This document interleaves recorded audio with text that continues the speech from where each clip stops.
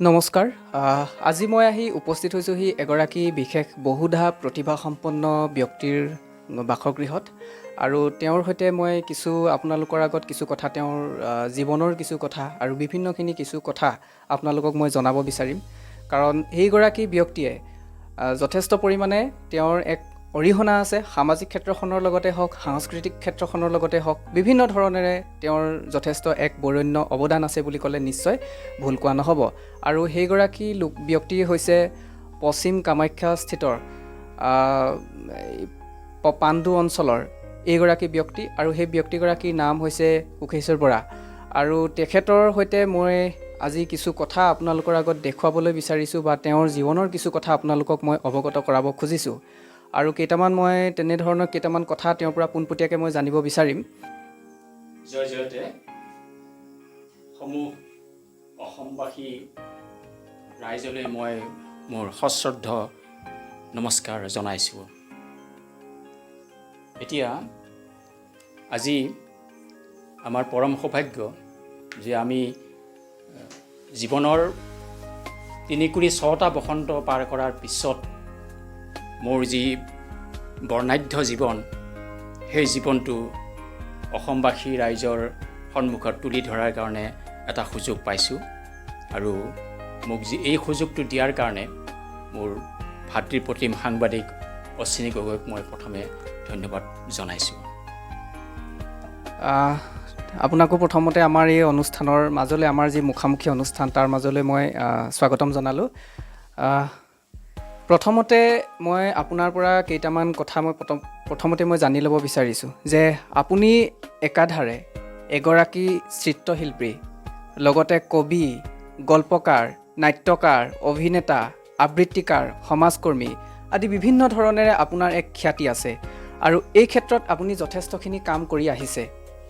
আৰু সেয়েহে মই প্ৰথমতে আপোনাৰ পৰা জানিব বিচাৰিছোঁ যে আপুনি কেনেধৰণৰ কি পৰিৱেশৰ মাজেৰে আপুনি এই কৰ্মক্ষেত্ৰখনৰ সৈতে আজি ইমান দিনে জড়িত হৈ আছে আজি এই সময়লৈকে।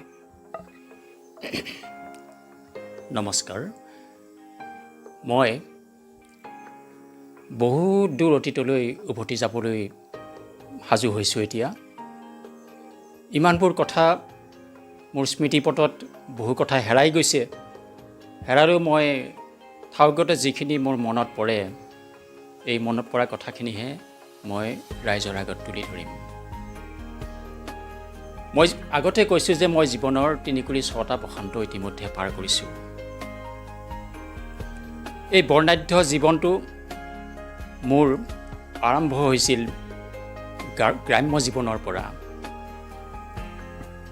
এই গ্ৰাম্য জীৱনৰ পৰা গাঁৱৰ বিভিন্ন সুন্দৰ প্ৰাকৃতিক পৰিৱেশ, কৃষি পৰিৱেশ, সাংস্কৃতিক পৰিৱেশ, সামাজিক পৰিৱেশ, এই পৰিৱেশৰ মাজত আমি সৰু কালৰ পৰাই, ল'ৰালি কালৰ পৰাই মুকলিকৈ চলা ফুৰা কৰাৰ কাৰণে আমি এটা সুযোগ পাইছিলোঁ।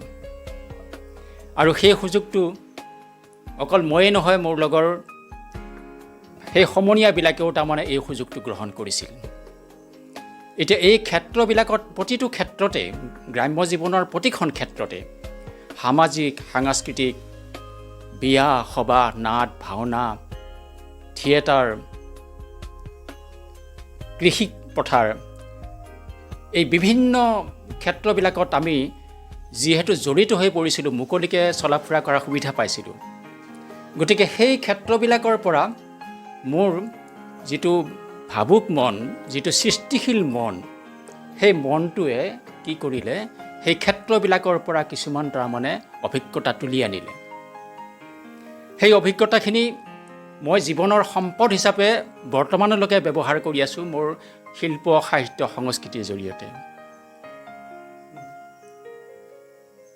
গতিকে ক'ব লাগিব যে সঁচাকৈ আমি তাৰমানে ভাগ্যৱান যে আমি এটা খুব সুন্দৰ আৰু মানে একেবাৰে প্ৰকৃত যিটো পৰিৱেশ, সেই পৰিৱেশটো তাৰমানে আমি পাইছিলোঁ। মানে জীৱন নিৰ্বাহৰ এটা বেলেগ ধৰণৰ গতি বা সেই সময়খিনিত আপুনি মানে পাবলৈ সক্ষম হৈছিলে।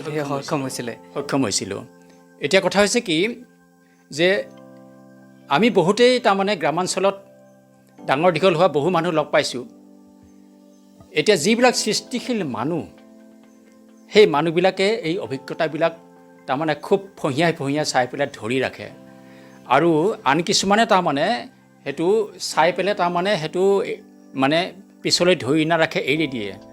কিন্তু মই এগৰাকী সৃষ্টিশীল মানুহ হিচাপে সৰুৰ পৰাই তাৰমানে এই কথাবিলাকৰ লগত খুব জড়িত হৈ পেলাই সেই অভিজ্ঞতাবিলাক তুলি আনিছিলোঁ মই, আৰু তুলি আনি তাৰমানে মই জীৱনৰ তাৰমানে সৃষ্টিশীল কামবিলাকত সেই অভিজ্ঞতাবিলাক তাৰমানে লগাইছিলোঁ। মানে আপোনাৰ যিখিনি প্ৰকৃত সৃষ্টিশীল বা আপুনি যিখিনি কৰিছে, আপুনি নিজে কৰি পেলাই সেইখিনি এখন সমাজ তৈয়াৰ কৰিছে, বা সেই সমাজত আপুনি সেই বস্তুখিনি আজি অৱদান হিচাপে দি আহিছে।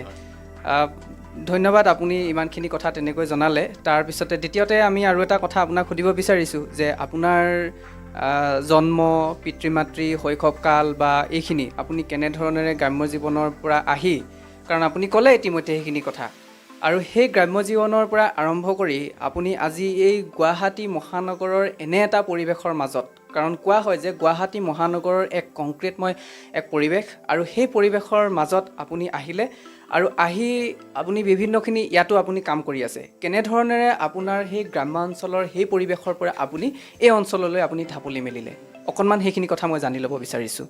এতিয়া মই প্ৰথমতে মোৰ শৈশৱটোৰ কথা ক'ম। যিটো গ্ৰাম্য জীৱনৰ পৰা কংক্ৰিটৰ মাজলৈ আহিলোঁ, তাৰ এই উত্তৰটো মই অলপ পিছত দিম। সেইটো মই পিছত দিয়াৰ কাৰণে চিন্তা কৰি ৰাখিছোঁ। সেইটো অলপমান মানে বিচিত্ৰ ধৰণৰ কথা।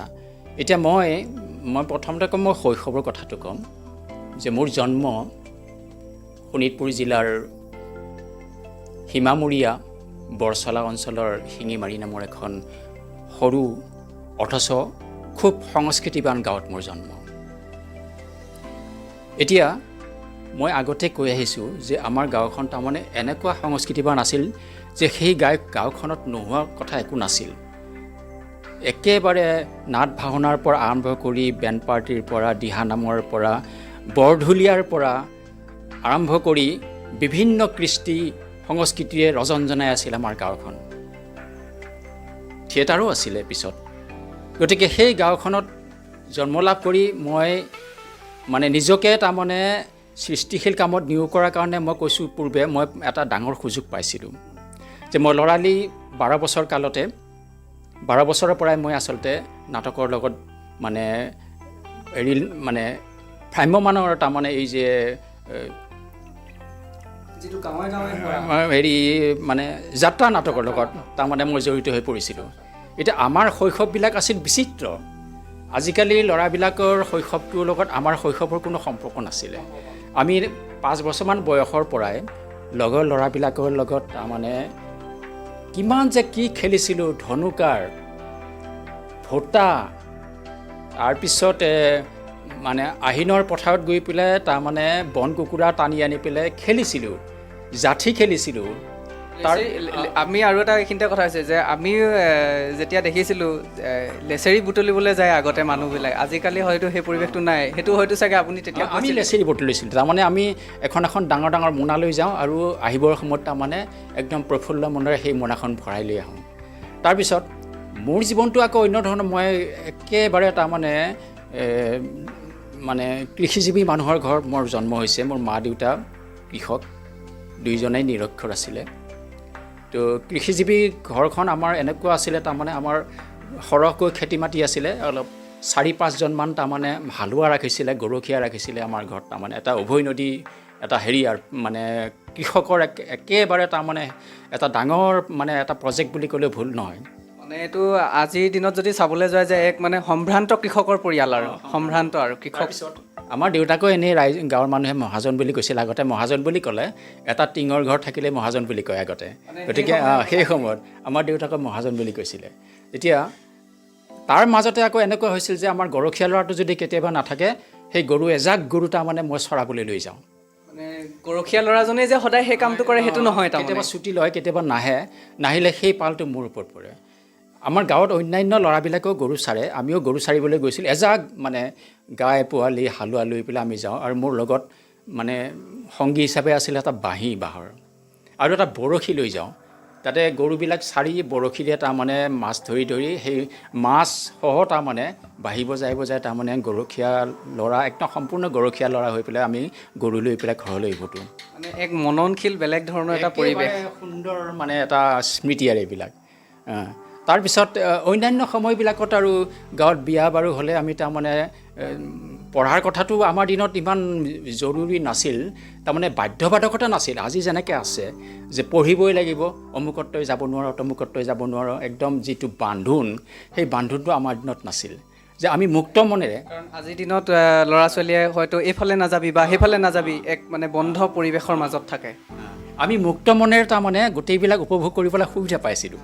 বিয়াখন হ'ল, বিয়াখন 3 দিনৰ আগৰ পৰা মানে বিয়া ঘৰত ৰজনজনাই থাকে গোটেইবিলাক, তাৰ মাজত আমি জড়িত হৈছিলোঁ। ভাওনাৰ দুদিনৰ আগৰ পৰা আমি তাৰমানে ভাওনা ঘৰত মানে দৌৰা দৌৰি কৰিছিলোঁ। আৰু বিশেষত সৰুতে তাৰমানে নামঘৰত মানে ভোজন বেহাৰ বুলি এখন নাটক প্ৰায় হৈ থাকে। সেই নাটকখনত তাৰমানে সৰুকালতে তাৰমানে গৰখীয়া ল'ৰা, শ্ৰীকৃষ্ণৰ গৰখীয়া ল'ৰাৰ লগত গৰখীয়া ল'ৰা ভাও দিয়াৰ মই সুযোগ পাইছিলোঁ। সৰু কালতে আপুনি ল'ৰালি কালতে আপুনি 6 বছৰমান বয়সতে আমি সেই সুযোগটো পাইছিলোঁ। অভিনয়ৰ ক্ষেত্ৰখনত মই সোমাই পৰা সুবিধা এটা পাইছিলোঁ। গতিকে তেনেকৈয়ে আমাৰ তাৰমানে সেই যিটো বিচিত্ৰ জীৱন, বৰ্ণাঢ্য জীৱন, তাৰমানে যিটো জীৱনৰ কথা আজিও যদি মোৰ মনত পৰে, তেতিয়াহ'লে মই এটা ভাবুক কিবা এটা যে নষ্টালজিক হৈ পৰোঁ। তাৰমানে ইমান তাৰমানে এটা হেৰিয়াৰ মাজত তাৰমানে আমি সৃষ্টিশীল হয়, যিটো আজিৰ দিনৰ পৰা পৃথক মানে এটা বেলেগ পৰিৱেশ, মানে এটা অগতানুগতিক পৰিৱেশ। আটাইতকৈ ডাঙৰ বিষয় হৈছে কি, বিভেদকামী শক্তিবিলাক আঁতৰ হৈছিল। যেনেকৈ একেলগে গাঁৱৰ ৰাইজে বছৰত 2খনকৈ ভাওনা পাতে, সেই 2খন ভাওনাতে আমি ভাও দিছিলোঁ, পিছলৈ বিভিন্ন ভাও দিছিলোঁ, ভাওনা কৰিছিলোঁ। আৰু ৰাইজে 2খনকৈ বছৰত ভাওনা পাতিছিল। গতিকে সেই ভাওনাবিলাকত আমি খুব সুন্দৰকৈ জড়িত হৈ গৈছিলোঁ। আৰু তেতিয়া তাৰমানে কি হৈছিলে, যিটো ঐক্য আৰু সংহতি মানুহবিলাকৰ মাজত, গ্ৰাম্যবাসীৰ মাজত ইমান সুন্দৰ তাৰমানে ভাবিবলগীয়া। আজি এই সময়ত তাৰমানে এইবিলাক কথা তাৰমানে আচলতে কল্পনাই কৰিব নোৱাৰি। সেই সময়ৰ যিটো সমাজ ব্যৱস্থা আছিলে, খুব এটা যোগাত্মক পৰিৱেশে সেই সময়খিনিত আপোনালোকক একেবাৰে মানে মানুহবিলাক সমাজকেন্দ্ৰিক আছিল। আজিৰ দৰে মানুহবিলাক ব্যক্তিকেন্দ্ৰিকতা আগৰ দিনত নাছিলে। ইঘৰে সিঘৰে ঘৰলৈ গৈছিলে, আনন্দ কৰিছিলে, সুখ দুখৰ কথা পাতিছিলে। এনেকুৱা ধৰণৰ মানে বিভিন্ন তাৰমানে বিচিত্ৰ কথাবিলাকৰে তাৰমানে আমাৰ জীৱনটো আমি গঢ়িছিলোঁ। মোৰ শৈশৱ কালটো আছিল। এইটো মই সেইকাৰণে ক'ব খুজিছোঁ যে একেবাৰে অগতানুগতিক, সম্পূৰ্ণ এটা ব্যতিক্ৰমী, আৰু সেই ধৰণেৰে আপোনালোকে ল'ৰালি জীৱনখিনি পাৰ কৰিছিলোঁ। আজিকালি মানুহবিলাকে ক'ব যে এইটো সাধু কথা বুলি ক'ব ল'ৰাবিলাকে, নহয়, এইবিলাক আচল কথা আছিলে। আৰু উভৈনদী মাছ আছিলে, বৰশী লৈ গৈছিলোঁ, বৰশী বাই পেলাই ইমানবিলাক মাছ লৈ আহিছিলোঁ ঘৰলৈ। তাৰমানে কিমান এটা আনন্দ তাৰমানে। আৰু খেতিপথাৰত তাৰমানে নিজেও তাৰমানে জড়িত হৈ গৈছিলোঁ। সৰুকালৰ পৰা আমি খেতিত জড়িত হৈ গৈছিলোঁ, খেতিপথাৰৰ লগত সম্পৰ্ক আছিলে। গতিকে নাট, ভাওনা, খেতিপথাৰ, বিহু, গোটেইখিনি আমি তাৰমানে আমাৰ গাঁওখনত পাইছিলোঁ। কিন্তু মই আগতে কৈছোঁ যে আমাৰ গাঁওখন এখন সংস্কৃতিবান গাঁও আছিলে। বহু গাঁৱৰ ভিতৰত আমাৰ গাঁওখন সংস্কৃতিৰ দিশত অন্যতম আছিল, তাৰমানে পৰিপূৰ্ণ আছিল তাৰমানে। আৰু এনেকুৱা শিল্পী কিছুমান ওলাইছে, অকল ময়ে নহয়, আমাৰ গ্ৰাম্য জীৱনত আমাৰ গাঁৱত বহু তাৰমানে এনেকুৱা শিল্পী ওলাইছে, যিবিলাক শিল্পী এনেকৈ চহীটো কৰিব নাজানে, কিন্তু নাটক কৰিব জানে, নাটক কৰে, গীত গাব জানে, নাচিব জানে। এনেকুৱা তাৰমানে মোৰ জীৱনত তাৰমানে বহু শিল্পী তাৰমানে মই লগ পাইছোঁ। তাৰ পিছতে মই আহোঁ, এইখিনি আপুনি তেনেধৰণে এটা সাহিত্য, সাংস্কৃতিক সেই পৰিৱেশটো, তাৰ পৰা আপুনি আজি মহানগৰলৈ কেনেধৰণে? এইটো এটা বৰ মানে আমাৰ জীৱনত এই অভাৱনীয় পৰিৱৰ্তন এটা আহিল 2004 চনত।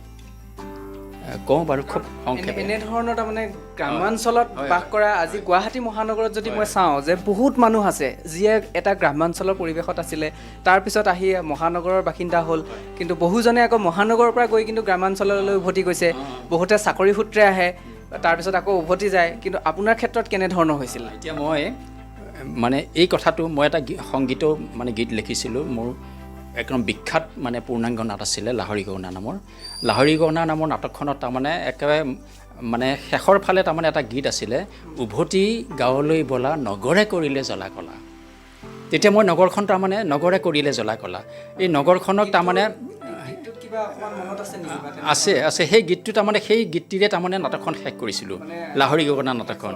একেবাৰে মানে সেই নাটকখনে হৃদয় চুই যোৱা নাটক আছিলে। বহু মানুহে সেই নাটকখন মোৰ পৰা নিলে। নাটকখন সম্পূৰ্ণ সামাজিকভাৱে এটা গ্ৰামাঞ্চলৰ পৰিৱেশৰ ওপৰত নিৰ্ভৰ কৰি ভিত্তি কৰি লিখা হৈছিলে। এতিয়া কথা হৈছে কি, এতিয়া ময়ো বিৰোধিতা কৰিছিলোঁ। মই ভাবিছিলোঁ গাঁও আৰু চহৰৰ মাজত মানে বিস্তৰ পাৰ্থক্য এটা আছে। মানে মই আগতে ভাবিছিলোঁ কথাটো দেই, মই নভবা নহয় যে গাঁৱৰ মানুহবিলাক মানে খুব সহজ সৰল, খুব ভাল সৰল, গাঁৱত থাকিব লাগে, চহৰত থাকি মানুহে কি পায়, এনেকুৱা ধৰণৰ কথা কিছুমান মই নভবা নহয়, ময়ো ভাবিছিলোঁ এটা সময়ত। আৰু মই একে নভবাকৈ, কোনোদিন নভবাকৈ মই তাৰমানে গুৱাহাটী মহানগৰীৰ বাসিন্দা হোৱাটো অন্তৰালত এটা ডাঙৰ মানে কথা লুকাই আছে। এইটো হৈছে কি, মই অৰ্জুন কৰ্ণ ইত্যাদি নামৰ যিখন গ্ৰন্থ চুটিগল্পৰ কিতাপ মোৰ ছপা হৈ ওলাইছিল, এই গল্প কিতাপখন মোৰ ডাঙৰ ল'ৰাটো যেতিয়া গুৱাহাটীত মানে এই নুনমাটিৰ কল্যাণ কেন্দ্ৰত মানে ছবিৰ মানে প্ৰশিক্ষক হৈ পেলাই আছিল, তেতিয়া তাত সেই অঞ্চলটোৰ এজন মানে বিশিষ্ট সমাজকৰ্মী দীনবন্ধু ডাউকা নামৰ এজন সমাজকৰ্মীয়ে তাৰমানে মোৰ ল'ৰাটোক এদিন লগ পাইছিল এঘৰ মানুহৰ ঘৰত। লগ পাওঁতে ল'ৰাটোৱে কি কৰিলে, মোৰ অৰ্জুন কৰ্ণ ইত্যাদি নামৰ কিতাপখন তাৰমানে সেই দীনবন্ধু ডাউকাৰ হাতত তুলি দিলে। বেচেৰা ঘৰলৈ নি পেলাই খুব সুন্দৰকৈ তাৰমানে কিতাপখন পঢ়ি শুনি মোৰ ল'ৰাটোৰ আগত কৈছে বোলে, তোমাৰ দেউতাৰক মাতি দিবা, মোক প্ৰয়োজন হৈছে মোৰ। এই বুলি কোৱাত মোক ফোন কৰিলে। মোলৈ ফোন কৰাতে মই এদিন আহিলোঁ। অহাৰ পিছত তাৰমানে তেওঁ ঘৰত নি পেলাই খুব ধুনীয়াকৈ বহাই মেলি অভ্যৰ্থনা কৰি পেলাই মোক কৈছে যে মই আপোনাক গুৱাহাটীলৈ আনিব লাগিব। মইতো অবাক, গুৱাহাটীটো ইমান সহজ কথা নহয়। আমাৰ ঘৰৰ পৰা 150 কিলোমিটাৰ দূৰ হয় ইয়ালৈ গুৱাহাটীলৈ। তাৰোপৰি তাৰমানে মোৰ অৰ্থনীতিটো ভাল নহয়। মই এটা সাধাৰণ মানে ডাক বিভাগৰ মানে এক্সট্ৰা ডিপাৰ্টমেণ্টৰ তাৰমানে বহিৰ্বিভাগৰ কৰ্মী হিচাপে তাৰমানে 3 ঘণ্টা পাৰ্ট টাইমত ডিউটি কাম কৰিছিলোঁ। একো নাই, এটামান লামচাম কিবা এটা পইচা দিয়ে আৰু একো ভৱিষ্যতো নাই, এনেই তাত সময় কটাবৰ কাৰণে মই সেইটো কৰি আছিলোঁ। গতিকে মোৰ নিচিনা মানুহ এটাই তাৰমানে, যিজন মানুহে নেকি গোটেই জীৱনটো তাৰমানে শিল্প সাহিত্য কৰিয়েই তাৰমানে এটা পৰিয়াল পোহনি আহিছিলে, গতিকে সেই মানুহটো গুৱাহাটীত মাটি কিনি পেলাই ঘৰ বনাব, এইটোতো মোৰ কাৰণে সপোনৰ গোচৰ। আকাশত চাং পতাৰ দৰে কথা হৈছিলে। একেবাৰে হেৰি নাই। মই তেওঁক প্ৰথমতে অস্বীকাৰ কৰিলোঁ যে মই নোৱাৰোঁ বুলি কোৱাৰ পিছত তেওঁ আচলতে মানে সন্তুষ্ট নহৈ 3 মাহমানৰ পিছত মোক আকৌ মাতি পঠাৰ পিছত মই আগৰবাৰৰ নিচিনাকৈ উত্তৰটো দিলোঁ। তেওঁ কৈছে, নহয় আপুনি আহিব লাগিব, মই আপোনাক আনিম। তেওঁ যেতিয়া খুব মানে জোৰেৰে যেতিয়া ধৰাৰ পিছত তেওঁৰ লগত মই য'ত থিয় হৈ আছোঁ সেই ঠাইলৈকে আহিলোঁ, এই পাহাৰখনৰ ওপৰলৈ, মানে পশ্চিম কামাখ্যা। এই ঠাইখিনি পশ্চিম কামাখ্যা ওপৰলৈ আহিলোঁ তেওঁৰ লগত, আৰু হৰেণ দাস নামৰ এজন বন্ধু আছিলে। গোটেইকেইজনে মোক লৈ অহাৰ পিছত মই আহি দেখিলোঁ যে ইয়াত তাৰমানে ইমান ওপৰত তাৰমানে ভৈয়ামত থকা মানুহটো, গতিকে ইমান ওপৰত কেনেকৈ তাতে মই থাকিম। আমাৰ পৰিয়ালেও বিশেষ মানে সন্মতি প্ৰকাশ নকৰাত মই সেইবাৰো তাৰমানে তেওঁলোকক ক'লোঁ যে মই ইয়াত থাকিব নোৱাৰোঁ, মই নামি গুচি গ'লোঁ। তাৰপিছত মানুহজনে তাৰমানে মোক এনেকৈ ধৰিলে, তাৰমানে আকৌ কেইদিনমানৰ পিছত আকৌ মাতিলে। তেওঁ মানে বাৰে বাৰে আপোনাক ৰিকুৱেষ্ট কৰি আছে, মোক মানে ৰিকুৱেষ্ট কৰি আছে আৰু জোৰ মানে খুব প্ৰেছাৰ দিছে, খুব হেঁচা দিছে। তাৰপিছত আৰু মই ভাবিলোঁ যে ইমান জোৰ কৰিছে, নিশ্চয় কিবা এটা মোৰ ইয়াত প্ৰয়োজন কিবা এটা আছে, নহ'লে মানে মহানগৰত ঘৰ বন্ধাৰ, মহানগৰত থকাৰ ইচ্ছা কাৰ নাই। মোৰ অন্য কাৰণ একো নাছিল, মোৰ কাৰণ আছিলে অৰ্থনীতি মোৰ একেবাৰে বেয়া। তাৰপিছত মই তেখেতক তাৰমানে এক প্ৰকাৰ তাৰমানে তেখেতক কথা দিলোঁ যে মই আপোনাৰ কথা মতে দি মই গুৱাহাটীত বাসিন্দা হ'ম। তেওঁ বৰ ভাল পাই পেলাই য'ত এতিয়া মই গৃহ নিৰ্মাণ কৰিছোঁ সেই ঠাইলৈ আহি পেলাই তেওঁ তাৰমানে তেওঁৰ এটা পৰিকল্পনা আছিলে। মই য'ত ঘৰ সজাইছোঁ তাৰ অকণমান আঁতৰত, প্ৰায় 1 মিনিট 2 মিনিটমান আঁতৰত তেওঁ তাৰমানে 3 কঠা মাটি তাৰমানে সত্ৰ নিৰ্মাণৰ কাৰণে তাৰমানে কিনি থৈ দিছে। সত্ৰ এখন তৈয়াৰ কৰিব। তাৰমানে ইমান উদ্যোগী মানুহজনে, ইমান স্পৃহা, ইমান ইচ্ছা শক্তি, তেওঁ ইয়াত সত্ৰ এখন বনাব। এই সত্ৰখনত ইতিমধ্যে তেওঁ 2 বছৰ আগতে মাটিখিনি কিনি তাতে এখন চালি দি পেলাই চাকি বন্তি জ্বলোৱা আৰম্ভ কৰিছেই। সেইখিনি তেওঁৰ মনৰ আশাখিনি তাৰমানে পূৰণ কৰাৰ কাৰণে তেওঁ তাৰমানে এজন মানুহ বিচাৰিছে। তেওঁৰ ঘৰ বহুত দূৰত, আৰু সেই মানুহজন তেওঁ নিগাজিকে ইয়াত বহাই পেলাই তাৰমানে সেই কামখিনি, তাৰমানে তেওঁৰ মতে সেই যিজন মানুহে সেইখিনি কাম কাজ চোৱা চিতা কৰিব বা থাকিব, তেওঁ নিগাজি হ'ব লাগে। তেওঁ তাৰমানে মোৰ ওপৰত মানে গভীৰ বিশ্বাস মানে হেৰি কৰি পেলাই তেওঁ তাৰমানে মোক ইয়াত লৈ অহাৰ পৰিকল্পনাটো তেওঁ কৰিছিল। ঠিক আছে, মই তেওঁৰ কথা মতেদি মোৰ গাঁৱৰ মানে পথাৰৰ মাটি বিক্ৰী কৰি পেলাই অলপ টকা পইচা যোগাৰ কৰি পেলাই মই এই মাটিখিনি তাৰমানে মই য'ত ঘৰ খাইছোঁ এই মাটিখিনি মই ক্ৰয় কৰিলোঁ। ক্ৰয় কৰি ইয়াতে চালি এখন নিৰ্মাণ কৰি পেলাই আমাৰ পৰিয়ালটো আনি পেলাই ইয়াতে সোমাই দিলোঁ। পৰিয়াল কওঁতে আপোনাৰ পৰিয়ালত কোন কেনেধৰণে আছে? পৰিয়ালত তেতিয়া মোৰ মানে ইয়াতে মোৰ ল'ৰা 3টা, আমাৰ ডাঙৰ ল'ৰা সত্যজিৎ, আৰু মাজু ল'ৰা হৃদয়, আৰু সৰু ল'ৰা তাপৰ, 3টা, আৰু আমাৰ পৰিবাৰ। এই 5টাই আমাৰ পৰিয়াল আছিল তেতিয়া। গতিকে এই পাঁচজনকে তাৰমানে ইয়াত তাৰমানে গোটেইকেইজনকে ইয়াত আনি পেলাই সোমাই দিয়াৰ পিছত তাৰমানে লাহে লাহে তেওঁ মোক এই কামলৈ তাৰমানে লৈ গ'ল যে ইয়াত এটা গোসাঁই ঘৰ বনাব লাগে। আৰু এই ঠাইখিনি অতিপাত পিছপৰা, সেই পিছপৰা ঠাইখিনি উন্নয়নৰ কাৰণে আপুনি কিছুমান ইয়াতে সাহিত্য সংস্কৃতি এই কামবিলাক ইয়াত তাৰমানে চলাব লাগে। আৰু মই সেই মৰ্মেদি আহিলোঁ। আহি পেলাই মই অহা নাই, মই গোটেইটো মানুহ অহা নাই, মই অহা নাই মানে মোৰ তাত এটা সেই ডাকঘৰৰ চাকৰিটো আছিলে। সেইটোৰ কাৰণে মই তাত অকলে থাকি সেই অঞ্চলৰ যিবিলাক কাম, সামাজিক কামবিলাক মই কৰি থাকোঁ। এতিয়ালৈকে মই সেই কামবিলাক কৰি আছোঁ। কেইবাখনো সাহিত্য সভাৰ কাম কৰিলোঁ, কেইটামান NGOৰ কাম কৰিলোঁ, কেইটামান কৰ্মশালা, সত্ৰীয়া কৰ্মশালাকে আদি কৰি কেইটামান কৰ্মশালা তাত মই নিজে সংলাপৰ সভাপতি হৈ পেলাই, বৰচলা সাহিত্য সভাৰ সভাপতি হৈ পেলাই তাত বহুখিনি কাম কৰিলোঁ। অসম সাহিত্য সভাৰ শাখাবিলাকৰো কাম কৰিলোঁ। ভাওনাটো কৰিলোঁৱেই, নাটক কিমান কৰিলোঁ হিচাপ নাই, ভাওনা কিমান কৰি নিজে ভাওনাৰ নাটক লিখি পেলাই নাটক কৰালোঁ, সহ অভিনয় কৰাই পেলাই এইবিলাক কৰাৰ পিছত তাৰমানে মই 50 বছৰ যেতিয়া হৈছে তেতিয়াহে এই ঠাইত তাৰমানে মই ঘৰ সজাইছোঁ স্থায়ীভাৱে থাকিবৰ কাৰণে। কিন্তু মই তাতে শনিবাৰে মানে তাৰ পৰা আহোঁ আৰু সোমবাৰে গুচি যাওঁ। দেওবাৰ দিনটো তাৰমানে মই সমাজৰ কাম, মানে সাহিত্যৰ পৰা আৰম্ভ কৰি যিখিনি কাম কৰিব লাগে আৰু ইয়াত আহি পেলাই মই দেখিলোঁ যে ইয়াত অকণমান এলেকাটো সুৰাসক্ত এলেকা। ইয়াত আহি পেলাই মই কেইগৰাকীমান ছোৱালী লৈ পেলাই তাৰমানে মই শ্ৰীমন্ত সাহিত্য চৰা নামৰ এটা চৰা গঠন কৰিলোঁ। সেই চৰাটো বহুত দিনলৈকে চলি আছিল। তাৰপিছত ইয়াতে নাটকৰ তাৰমানে হেৰি কৰিলোঁ, মানে একংকীয়া নাটকৰ ইয়াতে এটা ৰিহাৰ্চেল কৰি পেলাই নাটকৰ গ্ৰুপ এটা মই উলিয়াই দিলোঁ। সত্ৰীয়া নাটকৰ মোৰ ছাত্ৰ, মানে সত্ৰীয়া নৃত্যৰ ছাত্ৰী আছিলে, সেই ছাত্ৰীবিলাককো মই গুৱাহাটী নচোৱালোঁ। এইখিনি কামো মই তাৰ মাজেদি কৰি আছোঁ আৰু ইফালে তাৰমানে সত্ৰখনৰ কামত লাগি আছোঁ। ইতিমধ্যে তেওঁ বহুখিনি কথা ক'লে যে তেওঁ কি ধৰণেৰে গুৱাহাটীৰ পৰিৱেশলৈ আহিলৈ তেওঁ কেনেধৰণে ইয়াতে বাসিন্দা হ'ল, সেই গোটেইখিনি কথা ক'লে। অকণমান আকৌ মই আগৰ কথা উভতি যাব বিচাৰিছোঁ, কাৰণ আপুনি বহুখিনি গ্ৰন্থ ৰচনা কৰিছে, নাটক লিখিছে, বিভিন্ন ধৰণে আপুনি অভিনয়ো কৰিছে। আপুনি লিখা প্ৰকাশিত হোৱা মূল কেইখনমান গ্ৰন্থৰ আপোনাৰ নাম মই জানিব বিচাৰিছোঁ। এতিয়া কথাটো হৈছে কি, মই আৰম্ভণিতে এটা কথা ক'ব লাগিব যে মই যেতিয়া হাইস্কুলীয়া জীৱনত মই নাটক বহুত লিখিলোঁ। 11খন পূৰ্ণাংগ নাটক আৰু 15খনমান একাংকিকা নাটকে লিখিলোঁ। নাটকবিলাক প্ৰদৰ্শিত হৈছেনে? প্ৰদৰ্শিত মানে বহু ঠাইত নাটকবিলাক কৰিছে। তেনেধৰণৰ পুৰস্কাৰপ্ৰাপ্ত পাইছে, তেনেকৈ পুৰস্কাৰো পাইছে। 11খন পূৰ্ণাংগ সামাজিক নাটক আৰু তাৰপিছত 15খন ওৱান এক্ট নাটক, একাংকিকা। এই 15খন নাটকৰে তাৰমানে 4-5খন মানে নাটক ইতিমধ্যে তাৰমানে ছপা হৈ ওলাইছে। তাৰপিছত ভাওনাৰ নাটক 5খনমান মই নিজ হাতে কলম ধৰি নিজ হাতে লিখি পেলাই পৰিচালনা কৰিছোঁ। মই পৰিচালনা কৰি সেই অঞ্চলত সহ অভিনয়ৰ ভাওনা মানে প্ৰদৰ্শন কৰাই ৰাইজক দেখাইছোঁ। আচ্ছা, এতিয়া কথা হৈছে কি যে মই যেতিয়া মানে হাইস্কুলীয়া জীৱনৰ পৰা কলেজত ভৰি দিওঁ, আমাৰ ওচৰত কলেজ নাছিল কাৰণে মই দৰং কলেজ তেজপুৰত তাৰমানে নামভৰ্তি কৰিছিলোঁ। তাতে মোৰ সাহিত্য জীৱনৰ তাৰমানে প্ৰথম আৰম্ভণিটো তাতে হৈছে। মানে কলেজৰ পৰাহে আপুনি সম্পূৰ্ণকৈ আপুনি আৰম্ভণি মানে অন্যান্য সাহিত্য নাটকৰ বাহিৰে দেখিলোঁ যে দৰং কলেজত তাৰমানে কমন ৰুমত তাৰমানে এখন ডাঙৰ ৱাল মেগাজিন তাৰমানে আঁৰি থোৱা থাকে। মই মেগাজিনখন দেখি পেলাই চালোঁ যে হয়তো মই ইয়াত কবিতা লিখিব পাৰিম, এই বুলি ভাবি তাৰমানে তাত কবিতা এটাৰ পিছত এটাকৈ তাৰমানে কবিতা। সেই সময়ত ভূপেন চক্ৰৱৰ্তী পাভদ্ৰাৰ যিজন আবৃত্তি মাষ্টাৰ, তেওঁ তাৰমানে সম্পাদক হিচাপে আছিলে।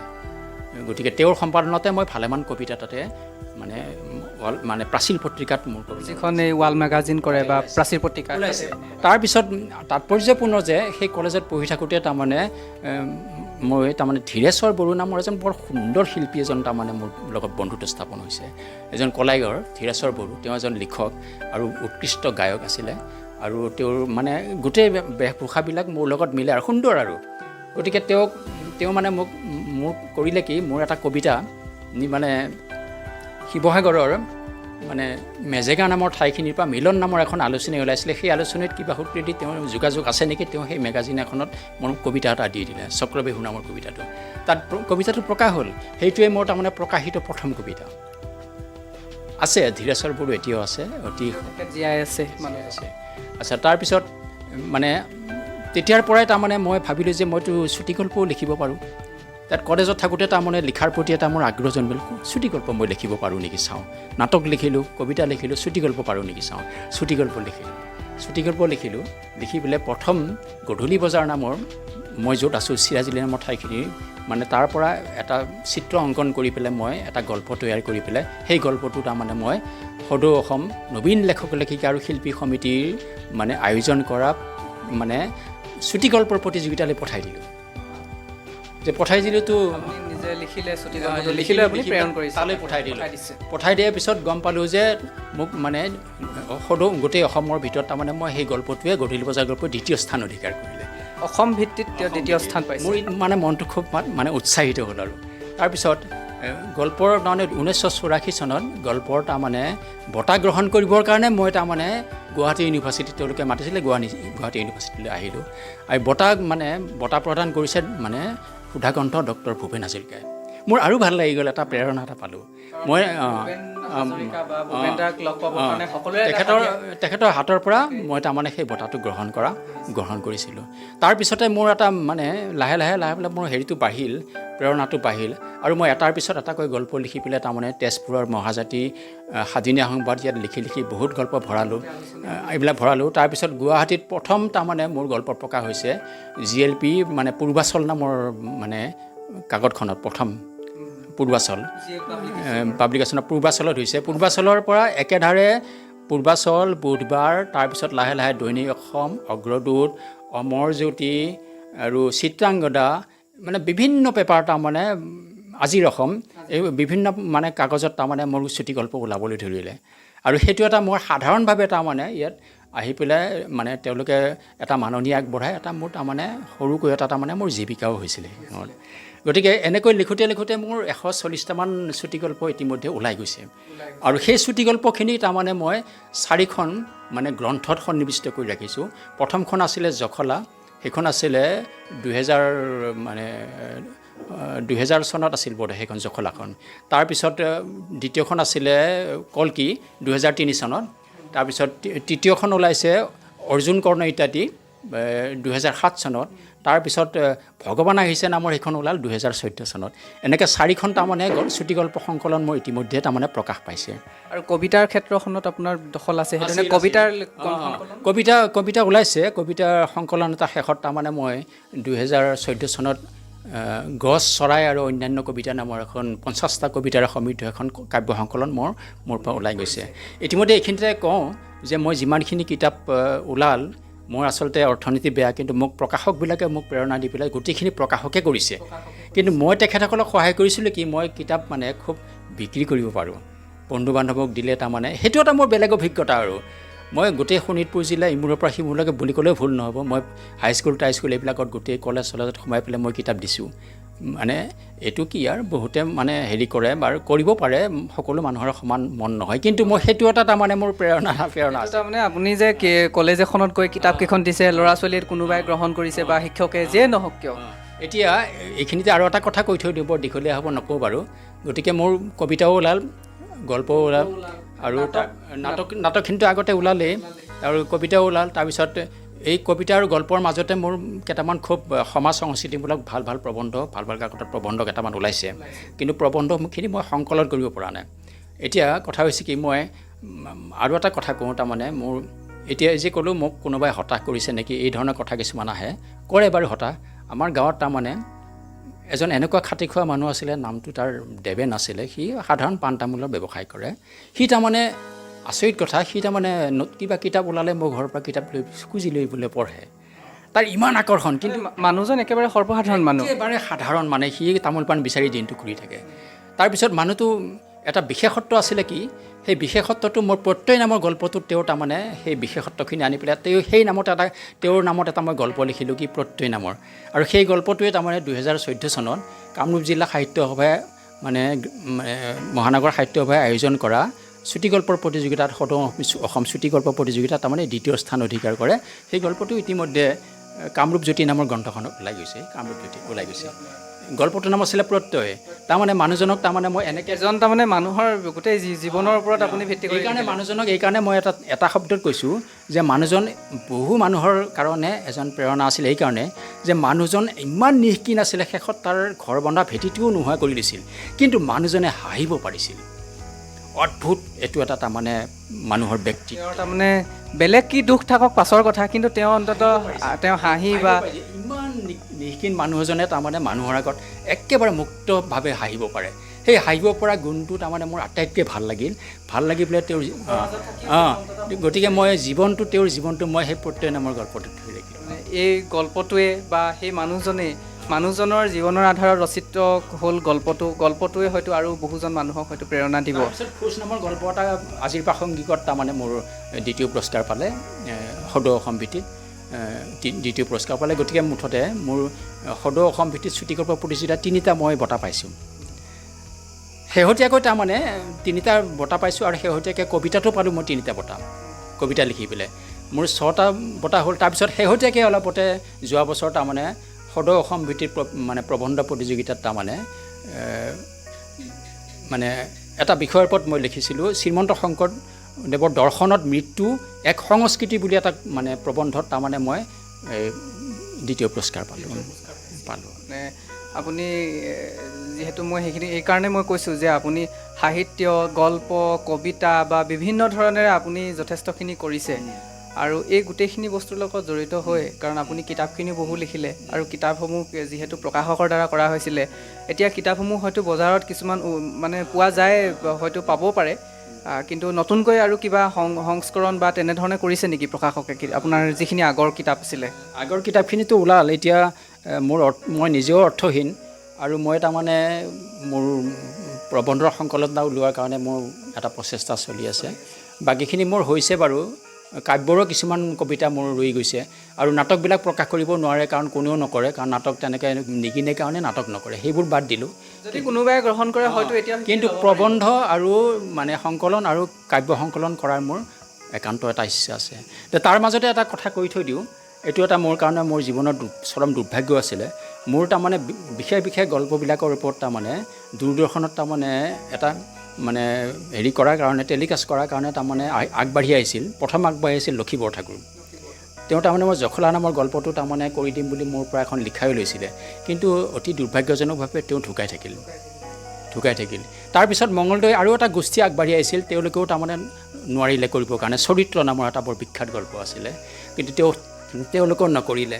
গতিকে নকৰাৰ কাৰণে মই সেই দিশটো তাৰমানে বাদেই দিলোঁ, আৰু মানে নাই আৰু এতিয়া কপালত নাই কাৰণে নহ'লে। এইটো কাৰণে মই এইখিনিতে ক'ব খুজিছোঁ, যদি কোনোবা দৰ্শক বা শ্ৰোতা হওক বা অভিনয়ৰ লগত জড়িত বা নাটকৰ লগত জড়িত বা আমাৰ দূৰদৰ্শনে হওক বা বিভিন্ন ধৰণেৰে, তেওঁলোকে যদি কোনোবাই হয় যদি আগবাঢ়ি আহিব খোজে, নিশ্চয় তেওঁলোকে ল'ব পাৰিব, কৰিব পাৰিব, আৰু যথেষ্ট ভাল, কাৰণ সামাজিকভাৱে যথেষ্ট এটা আগবঢ়া গল্পবিলাক তেওঁ ৰচনা কৰিছিল আপুনি।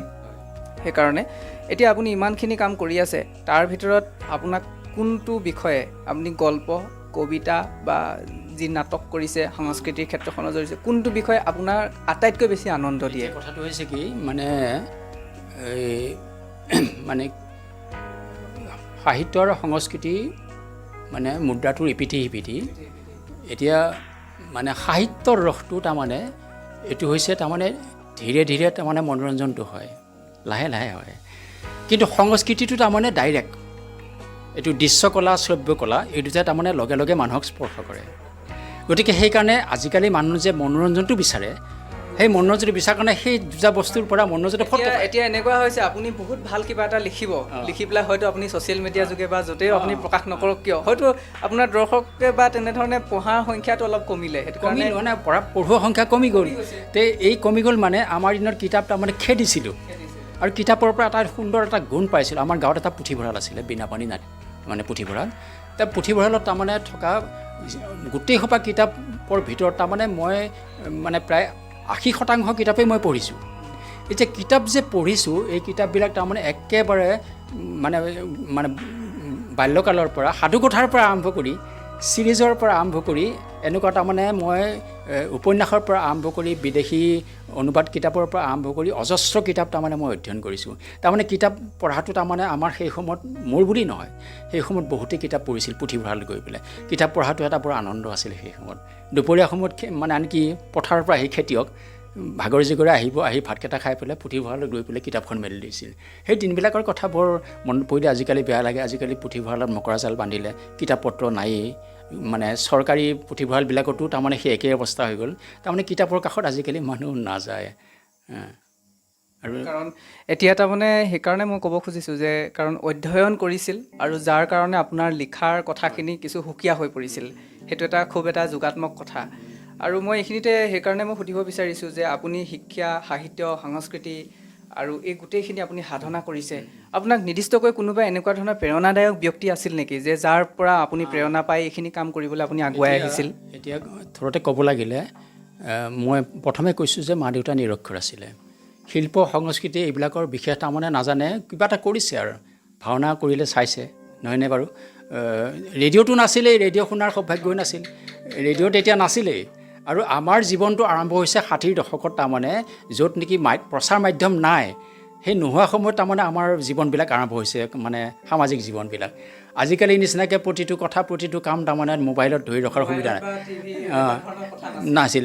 এজন কেমেৰামেন আছিলে, সি 15 কিলোমিটাৰ দূৰৰ পৰা, মানে খ্ৰীষ্টিয়ান মানুহ, তেওঁৰ ষ্টুডিঅ'ত আছিলে, তেওঁ আহি পেলাই চাইকেল মাৰি আহি পেলাই আমাৰ গাঁৱত কেতিয়াবা খুব অতি প্ৰয়োজনীয় ফটোখনে তেওঁক তুলি লৈ গৈছিল।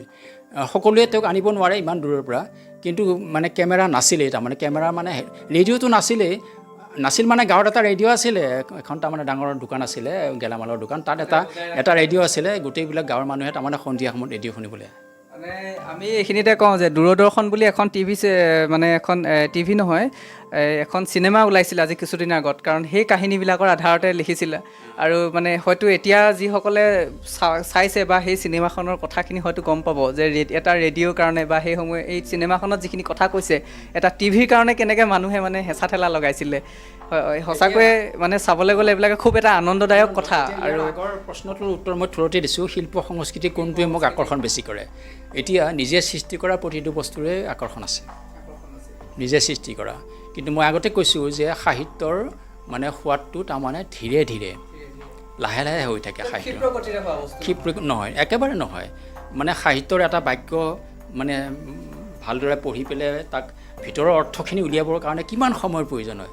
সেইকাৰণে তাৰমানে আজিকালি মানুহবিলাকে কি হৈছে, কষ্ট নকৰে, বিনা কষ্টে তাৰমানে এই দৃশ্যকলাটো দেখিলে, মানে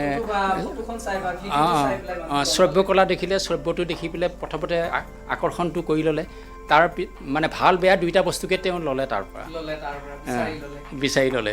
গতিকে এই বস্তুটো অতিপাত আকৰ্ষণ হ'লেও তাৰমানে আমি সংস্কৃতিৰ আদৰটো আমাৰ মাজত অলপ বেলেগ ধৰণে আমি সংস্কৃতিক ব্যৱহাৰ কৰিছিলোঁ। আমি সংস্কৃতিৰ মাজত সোমাই গৈছিলোঁ, বিহুৱে হওক বা অন্যান্য সংস্কৃতি আমি ভিতৰত আমি সোমাই পেলাই মানে খুব ধুনীয়াকৈ তাৰমানে পৰিৱেশন কৰিছিলোঁ। এই সৰুকালত তাৰমানে এই গাঁৱৰ এজাক মানে ল'ৰাৰ লগত তাৰমানে আমি হুঁচৰি গাবলৈ যেতিয়া যাওঁ, সেই দৃশ্যবিলাক এতিয়াও মনত পৰে। প্ৰায় 20-25টা ডেকা ল'ৰা, আমি মানে সৰু ল'ৰা, ডেকা ল'ৰা নহয়, আমি তাৰমানে গাঁৱত গুচি যাওঁ, গাঁৱে গাঁৱে ঘূৰোঁ আৰু জলঙা লৈ পেলাই চাউল কিবা কিবি দিয়ে, সেইবিলাক লৈ আহোঁ। আৰু আটাইতকৈ ডাঙৰ কথা কি, আমাৰ আদৰ আছিল বেলেগ। যে কোনোবা এখন গাঁৱত এনেকুৱা হৈছে যে এঘৰ মানুহৰ ঘৰত গৈছোঁ, তেওঁলোক গোটেইজাক ল'ৰা একেলগে বহুৱাই লৈ পেলাই, বাবাখন ইমান ৰ'দত আহিছা, গতিকে অলপমান সান্দহগুৰি খাই যা, এনেকৈ গোটেইজাককে বহাই লৈ পেলাই মানে সান্দহ খুৱাই পেলাই পঠাই দিছিল। কি এটা মানে আনন্দ আৰু। না আজিকালিতো সময় খৰচ নকৰে, আজিকালি বহুত অভিভাৱকে পলায়, এইবোৰ দেখিলে পলায়, তাৰমানে বাৰ্ডেন বুলি ভাবে, অন্য কথা একো নাই। এনেকুৱা ধৰণৰ কথা আছে। সেইকাৰণে মই সুধিছোঁ যে আপোনাৰ এই যে আপুনি যিখিনি কাম কৰিলে, পোনপটীয়াকৈ মই সুধিছোঁ যে প্ৰেৰণাদায়ক কোনোবা আছে? প্ৰেৰণাদায়ক এতিয়া আমি যেতিয়া নাটক এখন কৰিবলৈ যাওঁ, আজিকালিৰ নিচিনা নহয়, আজিকালি চৰকাৰে মঞ্চবিলাক সজাই দিছে। আমি মঞ্চ সাজিছিলোঁ, এতিয়া লাইটৰ কথা আহে, বহুত ডিজাইনৰ কথা। আমি মঞ্চ সাজিছিলোঁ, তাৰমানে গাঁৱৰ পৰা গোটেইজাক ল'ৰা গৈ পেলাই আমি বাঁহ কাটি আনি পেলাই তাতে অস্থায়ী মঞ্চ এখন তৈয়াৰ কৰোঁ। আমাৰ 3 দিনমান সময় লাগিছিল আৰু মানে অস্থায়ী মঞ্চ সাজি। তেতিয়া আমি আৰম্ভণিটো আমাৰ আছিলে 60ৰ দশকত, তাৰমানে যাত্ৰা নাটকৰ মঞ্চ, মানে মাজত নাটক কৰিব লাগে, চাৰিওফালে মানুহ বহে। শংকৰদেৱৰ চিহ্ন যাত্ৰা বা তেনেধৰণৰ কথা আছিলে, চাৰিওফালে মানুহ বহে, এটা মানে সেই ধৰণৰ এখন তাৰমানে ৰভা তৈয়াৰ কৰিব লাগে, আৰু মাজত এটা মানে যাত্ৰা নাটক কৰা এটা ভেটি থাকে, সেই ভেটিটো মানে মঞ্চ বুলি কোৱা হয়, মাটিৰে হওক বা কাঠৰে হওক আমি তৈয়াৰ কৰি লওঁ। গতিকে তাতে তাৰমানে আমি মানে অভিনয়বিলাক কৰিছিলোঁ। এইটো বহুদিনীয়া পৰিকল্পনা, মানে এক মাহ আগৰ পৰা নাটকৰ আখৰা কৰিব লাগে, আখৰা কৰি পেলাই আকৌ সেইখন থিয় কৰাব লাগে। এতিয়া ইমানখিনি যে কৰোঁ, ইমানখিনি কৰাৰ মাজত তাৰমানে আমাৰ প্ৰেৰণা আছিল কি, যে মানে ওচৰৰ চুবুৰীয়া গাঁওবিলাকৰ পৰা হেল্লোল ভাঙি দৰ্শকবিলাক আহিছিল, মানে আপোনাৰ এতিয়া প্ৰেৰণা বুলি ক'লে দৰ্শকে প্ৰেৰণা মানে দৰ্শক নহ'লেতো এটা অনুষ্ঠান গোটেই আমাৰ যিমান দুখ ভাগৰ আছিলে গোটেইবিলাক তাৰমানে মানুহবিলাক দেখি পেলাই আমাৰ তাৰমানে পলাই যায় আৰু মই এনেকৈ এখনৰ পিছত এখন নাটক নিজে লিখি পেলাই পৰিচালনাও কৰিছোঁ আৰু নিজে মঞ্চত উঠাইছোঁ সেইটো এটা মোৰ সুকীয়া আনন্দ আছিলে সেই সময়ত এটা ভাল লগা কথা আছিলে বহুত ভাল লগা কথা আৰু নিশ্চিতভাৱে যথেষ্ট পৰিমাণে আপুনি সেইধৰণে কৰি আহিলে কামখিনি তাৰপিছতে মই আপোনাৰ পৰা জানিব বিচাৰিলোঁ যে আপুনি বৰ্তমানলৈকে এগৰাকী চিত্ৰশিল্পী সাহিত্যিক নাট্যকৰ্মী আবৃত্তিকাৰ বা গল্পকাৰ এনেধৰণে বহুধা আপুনি মানে প্ৰতিভাৰ আপুনি সম্পন্ন এগৰাকী ব্যক্তি বুলি মই এতিয়া গম পাইছোঁ যে এই ক্ষেত্ৰত আপুনি যথেষ্টখিনি আপুনি সন্মানো লাভ কৰিবলৈ পাইছে আপুনি ৰাষ্ট্ৰীয় পৰ্যায়ত পাইছে ৰাজ্যিক পৰ্যায়ত পাইছে বিভিন্ন দল সংগঠন বা অনুষ্ঠানেও দিছে আৰু এই যে আপুনি যিখিনি আপুনি বঁটাসমূহ পাইছে বা এই যিখিনি আপুনি সন্মান পাইছে এই সন্মানখিনিৰ ভিতৰতে আপোনাৰ নিৰ্দিষ্টকৈ অতিকে উল্লেখযোগ্য কোনোবা এনেকুৱা ধৰণৰ এটা আছে নেকি বঁটা মই এই কথাটো অকণমান আগতে ক'লোৱেই যে মই 1984 চনত মানে চুটিগল্প লিখি পেলাই সদৌ অসম নবীন লেখক লেখিকা আৰু শিল্পী সমিতিৰ তাৰমানে আপুনি প্ৰথম পোৱা আৰু সেই প্ৰথম পোৱা বঁটাৰ কাৰণে মোৰ সেই বঁটাটোৰ ওপৰত তাৰমানে মোৰ আকৰ্ষণটো খুব বেছি আছিল মানে সেইটো যিমানেই দূৰলৈ নেকি যিমানেই ডাঙৰ বঁটা নহওক কিয় কিন্তু প্ৰথমবাৰ আপুনি কৰিছে প্ৰথমবাৰ পাইছে তাৰ পিছতো আপুনি যথেষ্টখিনি পাইছে এটাৰ পিছত এটাকৈ তাৰমানে মানে ৰাইজেতো মৰমৰ চকুৰে বহুত ঠাই চাইছে বাৰু সেইটো বেলেগ কথা এনেকুৱা মানে সম্বৰ্ধনাও বহুত দিছে এতিয়া ডাঙৰ অনুষ্ঠানে ৰাষ্ট্ৰীয় পৰ্যায়ৰ বঁটা মই 2017 চনত মানে VR আম্বেদকাৰ দলিত সাহিত্য একাডেমীৰ পৰা সেই বঁটাটো মই দিল্লীৰ পৰা আনিছিলোঁ সেই দিল্লীত পাইছোঁ তাৰ পিছৰ বছৰত সমতা সাহিত্য একাডেমী মানে ৰাষ্ট্ৰীয় বঁটা সেইটো গোৱাত তাৰমানে আমাক দিছিলে মানে গোৱাৰ পৰা আপুনি এইটো সাহিত্য ৰত্ন গোৱাৰ পৰা দিছিলে এই দুটা ৰাষ্ট্ৰীয় বঁটা শেহতীয়াকৈ এটা ৰাষ্ট্ৰীয় বঁটা পালোঁ 2018 পালোঁ এইটো পালোঁ all India drama and dance festival 2019 চনত পাইছিলোঁ গুৰেশ্বৰত যিটো হৈছিলে এইটো মানে এইটো নাটকৰ ওপৰত ৰাষ্ট্ৰীয় বঁটা এইটো কলাগুৰু বিষ্ণুপ্ৰসাদ ৰাভা মানে ৰাষ্ট্ৰীয় বঁটা তাৰমানে এইটো কলাগুৰুৰ জীৱনৰ ওপৰত ভিত্তি কৰি পেলাই দিয়া এটা বঁটা আপুনি ৰাষ্ট্ৰীয় পৰ্যায়ৰ পৰা সেইটো পাবলৈ সক্ষম হৈছিলোঁ আৰু মই সেই বঁটাটো এইকাৰণে মোৰ কাৰণে আনন্দদায়ক যে মই কলাগুৰু বিষ্ণু ৰাভাৰ জীৱনৰ ওপৰত তাৰমানে এলানি তাৰমানে কবিতা লিখি মই নিজে আবৃত্তি কৰি পেলাই মই ৰাইজৰ মাজত শুনাইছোঁ অতি মানে মোৰ আকৰ্ষণ সেই বস্তুটোৰ ওপৰত আপোনাৰ খুব এজন আদৰ্শনীয় ব্যক্তি হিচাপে বিষ্ণুপ্ৰসাদ ৰাভা মই মানে অষ্টমমান শ্ৰেণী পঢ়ি থাকোঁতে মই বিষ্ণু ৰাভাক ঢেকীয়াজুলিত মই চাবলৈ গৈছিলোঁ আমাৰ 15 কিলোমিটাৰ ৰাস্তা চাইকেল মাৰি তাৰমানে আমি লগৰীয়া চাবলৈ গৈছিলোঁ যে সুৰদেৱী থিয়েটাৰত মানে বিষ্ণু ৰাভা আহিব আমি গম পাই গ'লোঁ দৌৰা চাইকেল চলাই পেলাই গ'লোঁ গৈ পেলাই তাতে বিষ্ণু ৰাভাক মানে টিকট কাটি পেলাই একেবাৰে ওচৰৰ পৰা আমি চাইছোঁ আৰু এতিয়া আকৌ মই জানিব বিচাৰিছোঁ যে আপুনি জীৱনৰ বাটত বিভিন্ন ধৰণৰ ঘটনা আছে নহয় এইখিনিতে আৰু এটা কথা থাকি গ'ল যে মই পৰৱৰ্তী সময়ত কি তাৰমানে সন্মান পাইছিলোঁ সেইটো থাকি গ'ল মোৰ ঢেকীয়াজুলিৰ পৰা 2019 সপ্তৰ্ষি লোককলা কৃষ্টি একাডেমী বঁটা দিলে তাৰপিছতে অসম সাহিত্য সভাই 2003 চনত তাৰমানে কথাশিল্পী বঁটা দিলে সেই সময়ত লক্ষীনন্দন বৰা সভাপতি আছিলে তেওঁৰ হাতেদি মই এই বঁটাটো লৈছিলোঁ তাৰপিছত চিত্ৰশিল্পত এটা বঁটা মই 2082 চনত পাইছিলোঁ 1982 চনত পাইছিলোঁ 1982 চনত এইটো মানে তেতিয়া অবিভক্ত দৰং জিলা আছিলে দৰং জিলাই তাৰমানে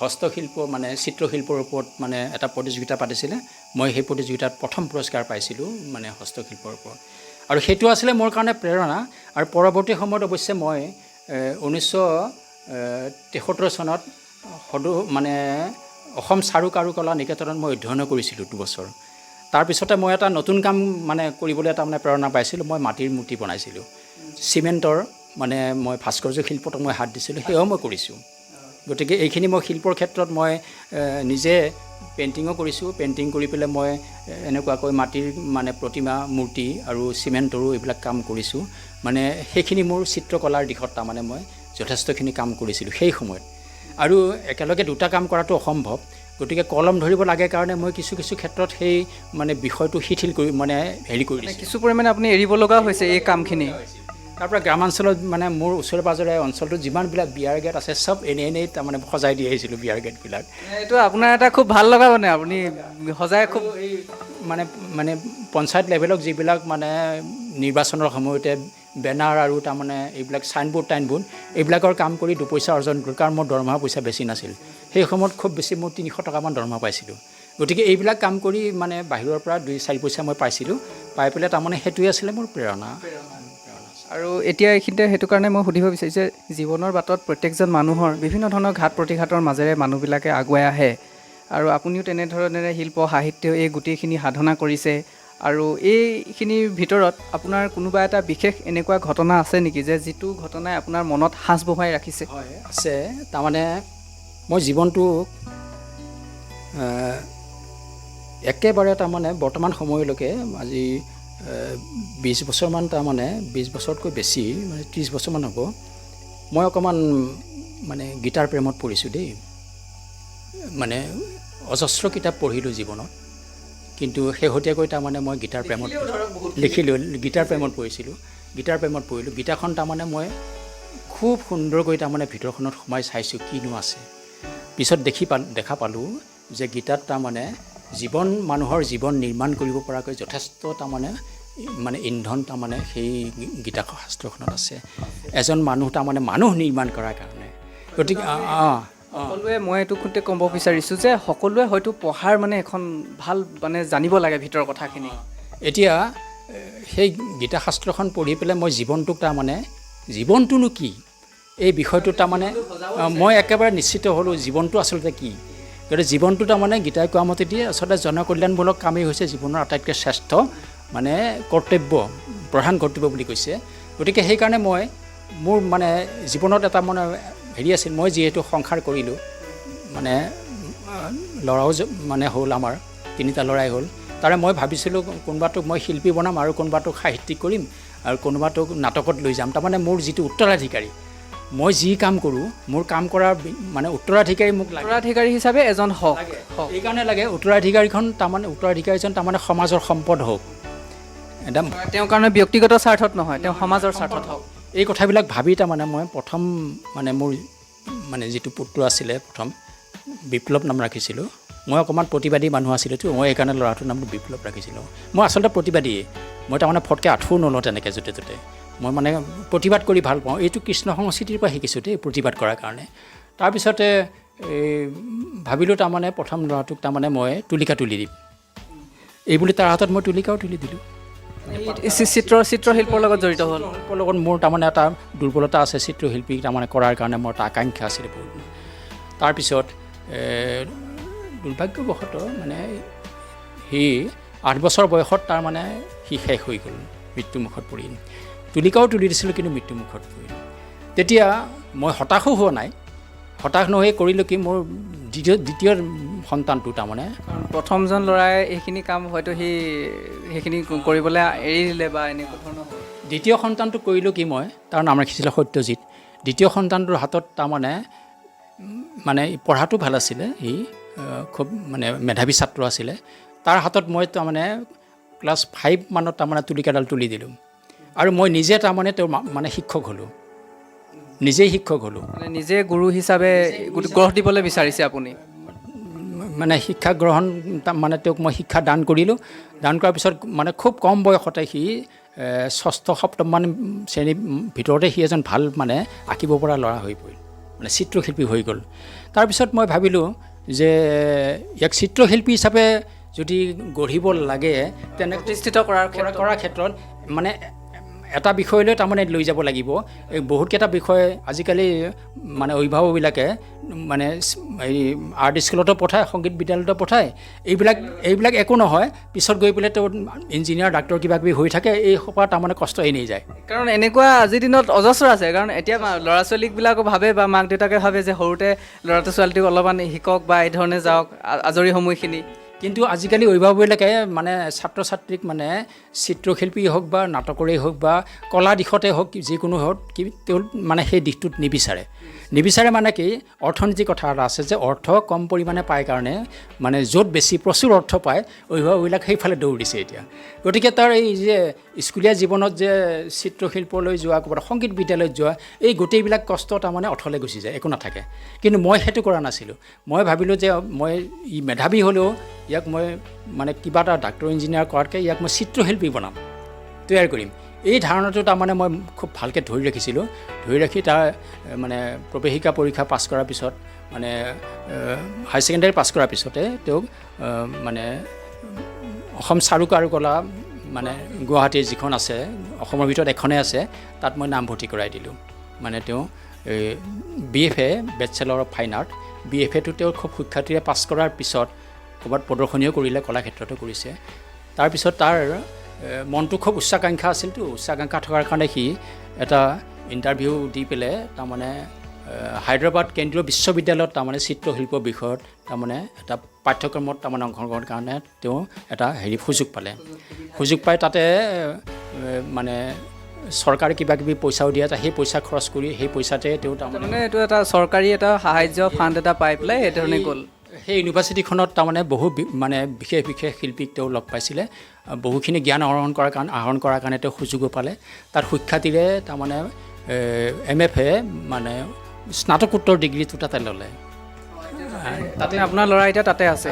তাতে লৈ পেলাই বাংগালোৰৰ এখন জৈন ইউনিভাৰ্চিটিত তেওঁ তাৰমানে চিত্ৰশিল্প বিষয়ৰ তাৰমানে প্ৰশিক্ষক হিচাপে তাতে তেওঁ তাৰে এজন এতিয়া বৰ্তমান তেওঁ এই গুৰু আৰু তেওঁ তাৰে এজন শিক্ষা গুৰু হিচাপে এতিয়া মানে তাৰ কেৰিয়াৰটো বা ঠিকেই হৈ গ'ল। মই যিটো ভাবিছিলোঁ, মই ভবামতেদি তাক মই কৰিলোঁ, কিন্তু পিছৰ দুটা ল'ৰাক আচলতে মই মানে তৈয়াৰ কৰিব সেই ধৰণে মই ভবা ধৰণে নোৱাৰিলোঁ। তেওঁ ক'লে যে জীৱনৰ বিভিন্নখিনি তেওঁ ঘাট প্ৰতিঘাতৰ মাজত থাকিও বিভিন্নবিলাক তেওঁ গল্প হওক বা বিভিন্ন ধৰণৰ সাহিত্য এইবিলাক তেওঁ সৃষ্টি কৰিছে, বিভিন্ন ধৰণৰ কাকত আলোচনীটো তেওঁ লিখা প্ৰকাশ পাইছে বা বিভিন্ন ধৰণে কৰি আছে। সামাজিক ক্ষেত্ৰখনো তেওঁ বহুতো, সাংস্কৃতিক ক্ষেত্ৰখনতো বিভিন্নখিনি তেওঁ অৱদান আগবঢ়াইছে।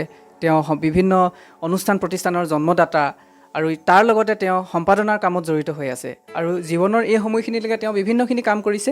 তাৰ ভিতৰত বিশেষভাৱে এতিয়া জড়িত হৈ থকা কোনোবা অনুষ্ঠান আছে নেকি? আছে। এতিয়া মই অকণমান আগৰ যিহেতু এইকাৰণে টানি দিছোঁ যে মই তাতে সাহিত্য অনুষ্ঠান ভালেমান নিজে প্ৰতিষ্ঠাপক সভাপতি হিচাপেও আছিলোঁ। সংলাপৰ বিশেষত সংলাপ নামৰ এটা অনুষ্ঠান আছে চিৰাজুলিত, সংলাপ সাহিত্য সাংস্কৃতিক গোষ্ঠী। বহুত কাম কৰিছে সংলাপে, তাৰমানে কৰ্মশালাৰ পৰা আৰম্ভ কৰি সাহিত্য বৈঠক গোটেই অঞ্চলটোত কৰিছিলে আৰু বৰচলা সাহিত্য চৰাই বহু বছৰ কাম কৰিলে, তাৰো সভাপতিৰ দায়িত্বত আছিলোঁ। তাৰপিছত অমীয় শাখা সাহিত্য সভাৰ ডুমডুমাৰ সম্পাদক হিচাপে দায়িত্বত আছিলোঁ, চিৰাজুলি শাখা সাহিত্য সভাৰ সম্পাদক হিচাপে দায়িত্ব পালন কৰিছিলোঁ। আৰু আটাইতকৈ ডাঙৰ কথা, গুৰুজনৰ ধৰ্ম সংস্কৃতি লগত তাৰমানে মই 80 চনৰ পৰা জড়িত হৈ তাতে শ্ৰীমন্ত শংকৰদেৱ সংঘৰ লগত তাৰমানে একেবাৰে নিবিড়ভাৱে জড়িত হৈ পেলাই সংঘৰো কিছু কাম কৰিলোঁ। এতিয়া কথা হৈছে কি, একেবাৰে শেহতীয়াকৈ তাৰমানে 2004 চনত মই যেতিয়া মানে মহানগৰীলৈ আহোঁ, মানে 4 চনত আহিলোঁ যদিও তাৰ অনুষ্ঠানবিলাকৰ লগত মই কিন্তু কাম কৰি আছিলোঁ। নাট ভাওনা কৰাৰ পৰা আৰম্ভ কৰি পৰিচালনা কৰা কৰি বিভিন্ন ঠাইত মানে মঞ্চ উদ্বোধন কৰা এইবিলাকো কাম তাৰমানে মই তাত মানে পালন কৰি আহিছোঁ। তাৰপিছত এতিয়া শেহতীয়াকৈ তাৰমানে মই ইয়াতে শ্ৰীমন্ত শংকৰদেৱ সংঘৰ লগত জড়িত হৈ মানে বৰ্তমানলৈকে জড়িত হৈ আছোঁ। ইয়াতে ৰামচৰণ ঠাকুৰ আঞ্চলিক শ্ৰীমন্ত শংকৰদেৱ সংঘৰ সাহিত্য বিভাগৰ তাৰমানে সভাপতিৰ দায়িত্ব মোৰ ওপৰত ন্যস্ত কৰা আছে এতিয়া। আৰু মানে গুৱাহাটী মানে কামৰূপ মহানগৰ জিলা শ্ৰীমন্ত শংকৰদেৱ সংঘ নামৰ যিটো অনুষ্ঠান আছে, জিলাভিত্তিক অনুষ্ঠান, সেই জিলাভিত্তিক অনুষ্ঠানে তাৰমানে এখন মানে অফিচত এখন তাৰমানে প্ৰাচীৰ আলোচনী এখন আঁৰি দিয়ে, নৱনিধি নামৰ, সেইখনৰ মই সম্পাদনাৰ দায়িত্বত আছোঁ। তাৰ পৰা শেহতীয়াকৈ তাৰমানে চানমাৰীত তাৰমানে আৰোহণ নামৰ এটা সাহিত্য গোষ্ঠী তৈয়াৰ হৈছে শেহতীয়াকৈ, এইটোৰ মানে সভাপতিৰ দায়িত্ব লৈ পেলাই তাতে মানে নিগাজিকে কাম কৰি আছোঁ। আৰু ইতিমধ্যে তাৰমানে মই যিটো নামঘৰৰ কাৰণে তাৰমানে দীনবন্ধু ডাউকাই মোক ইয়াত আহি বহাইছিলে, সেই নামঘৰটোৰো তাৰমানে মই কাম কৰি আছোঁ ইয়াতে গুৰুজনাৰ উৎসৱ পতা বা কেতিয়াবা ৰাজহুৱাভাৱে ভাগৱত পাঠ মানে ভাগৱত কৰা ভাগৱত চৰ্চা কৰা, ভাগৱত বক্তা আনি পেলাই ইয়াত মানে মানুহৰ মাজত প্ৰচাৰ কৰা, এই কামবিলাকো তাৰমানে মই কৰি আছোঁ। আৰু তাৰ মাজে মাজে অলপ সত্ৰীয়া নৃত্যৰ কামো মই কৰি আছোঁ। মোৰ মানে 2-এগৰাকী ছাত্ৰই ইয়াতে গুৱাহাটী নৃত্য প্ৰদৰ্শনো কৰিছে আৰু মই ঘৰতো তাৰমানে খোল তাল এইবিলাকৰ চৰ্চা মই কৰোঁ। ভাগৱত পাঠতো ক'ৰবাত গৈ পেলাই বহোঁ, যিহেতু সেই বিষয়টো মোৰ তাৰমানে অতি জৰুৰী। আৰু এইকাৰণেই যে এই বয়সত তাৰমানে সেই বিষয়টোৱে তাৰমানে, যিহেতু মই আগতে কৈছোঁ যে মই গীতাৰ প্ৰেমত পৰিছোঁ, গতিকে সেই বিষয়টোৱে মোক এটা কিবা নতুন নতুনকৈ আপোনাৰ জীৱনটোক গতি এটা দি ৰাখিছে আৰু ইয়াক তাৰমানে হেৰি কৰি ৰাখিছে, মানে আবদ্ধ নহয়, ঠিক মানে চলি থাকিব পৰাকৈ তাৰমানে এটা মানে মই এই ক্ষেত্ৰত বিশ্বাসী, যদি সামাজিক হওঁ তেতিয়াহ'লে তাৰমানে সামাজিক জীৱনত তাৰমানে এই বস্তুবিলাক অতি মানে প্ৰয়োজন হৈ পৰে। তাৰমানে সামাজিক হ'লে, এতিয়া ব্যক্তিকেন্দ্ৰ হ'লে নালাগে, কিন্তু সামাজিক জীৱনত কিন্তু সমাজৰ লগত মানে প্ৰতিজন মানুহৰ লগত বিভিন্ন ধৰণে সম্পৰ্ক ৰাখি কাম কৰাৰ যিটো মানে গতি, সেই গতিটো তাৰমানে সদায় অব্যাহত থাকিলেহে তাৰমানে এজন মানুহ সুস্থ হৈ পেলাই জীয়াই থাকিব পাৰে। সুস্থ সবল বা জীৱন নিৰ্বাহৰ গোটেই প্ৰক্ৰিয়াটো তেওঁ বা জড়িত হৈ থাকিবৰ কাৰণে এনেধৰণে তেওঁ গীতা পঢ়ি বা গীতাৰ যিবিলাক কথা, এইবিলাক গোটেই বিষয়বোৰ তাতে সোমাই আছে আৰু আপুনি সেইখিনিৰ সৈতে আপুনি জড়িত হৈছে। খুব সুন্দৰভাৱে আপুনি গোটেই কথাখিনি ক'লে যে এজন মানুহৰ জীৱন বৃত্তান্তটো কেনে হোৱা উচিত বা কেনেধৰণে। হয়তো মই কওঁ যে আপোনালোকে হয়তো গীতাখন কিছু পৰিমাণে হ'লেও অধ্যয়ন কৰক বা জানক। একেবাৰে মই শেষৰ কথাটোলৈ আহিছোঁ। আপুনি ইমানখিনি অনুষ্ঠানৰ লগত জড়িত হ'ল, যথেষ্ট সাহিত্য কৰ্মৰ লগত জড়িত হ'ল, বিভিন্ন ধৰণৰ অনুষ্ঠান প্ৰতিষ্ঠানৰ জন্ম দিলে, কাম কৰিলে, ৰাইজৰ হৈ কাম কৰিছে। নিজৰ কাৰণে আপুনি কি কৰিছে সেইটো ডাঙৰ কথা নহয়, কিন্তু ৰাইজৰ কাৰণে আপুনি কিন্তু যথেষ্টখিনি কৰিছে। ৰাইজৰ কাৰণে আপুনি সদায় আপোনাৰ জীৱনটোক আপুনি উৎসৰ্গা কৰিছে বুলি মই ক'লেও মই মিছা কোৱা নহ'ব।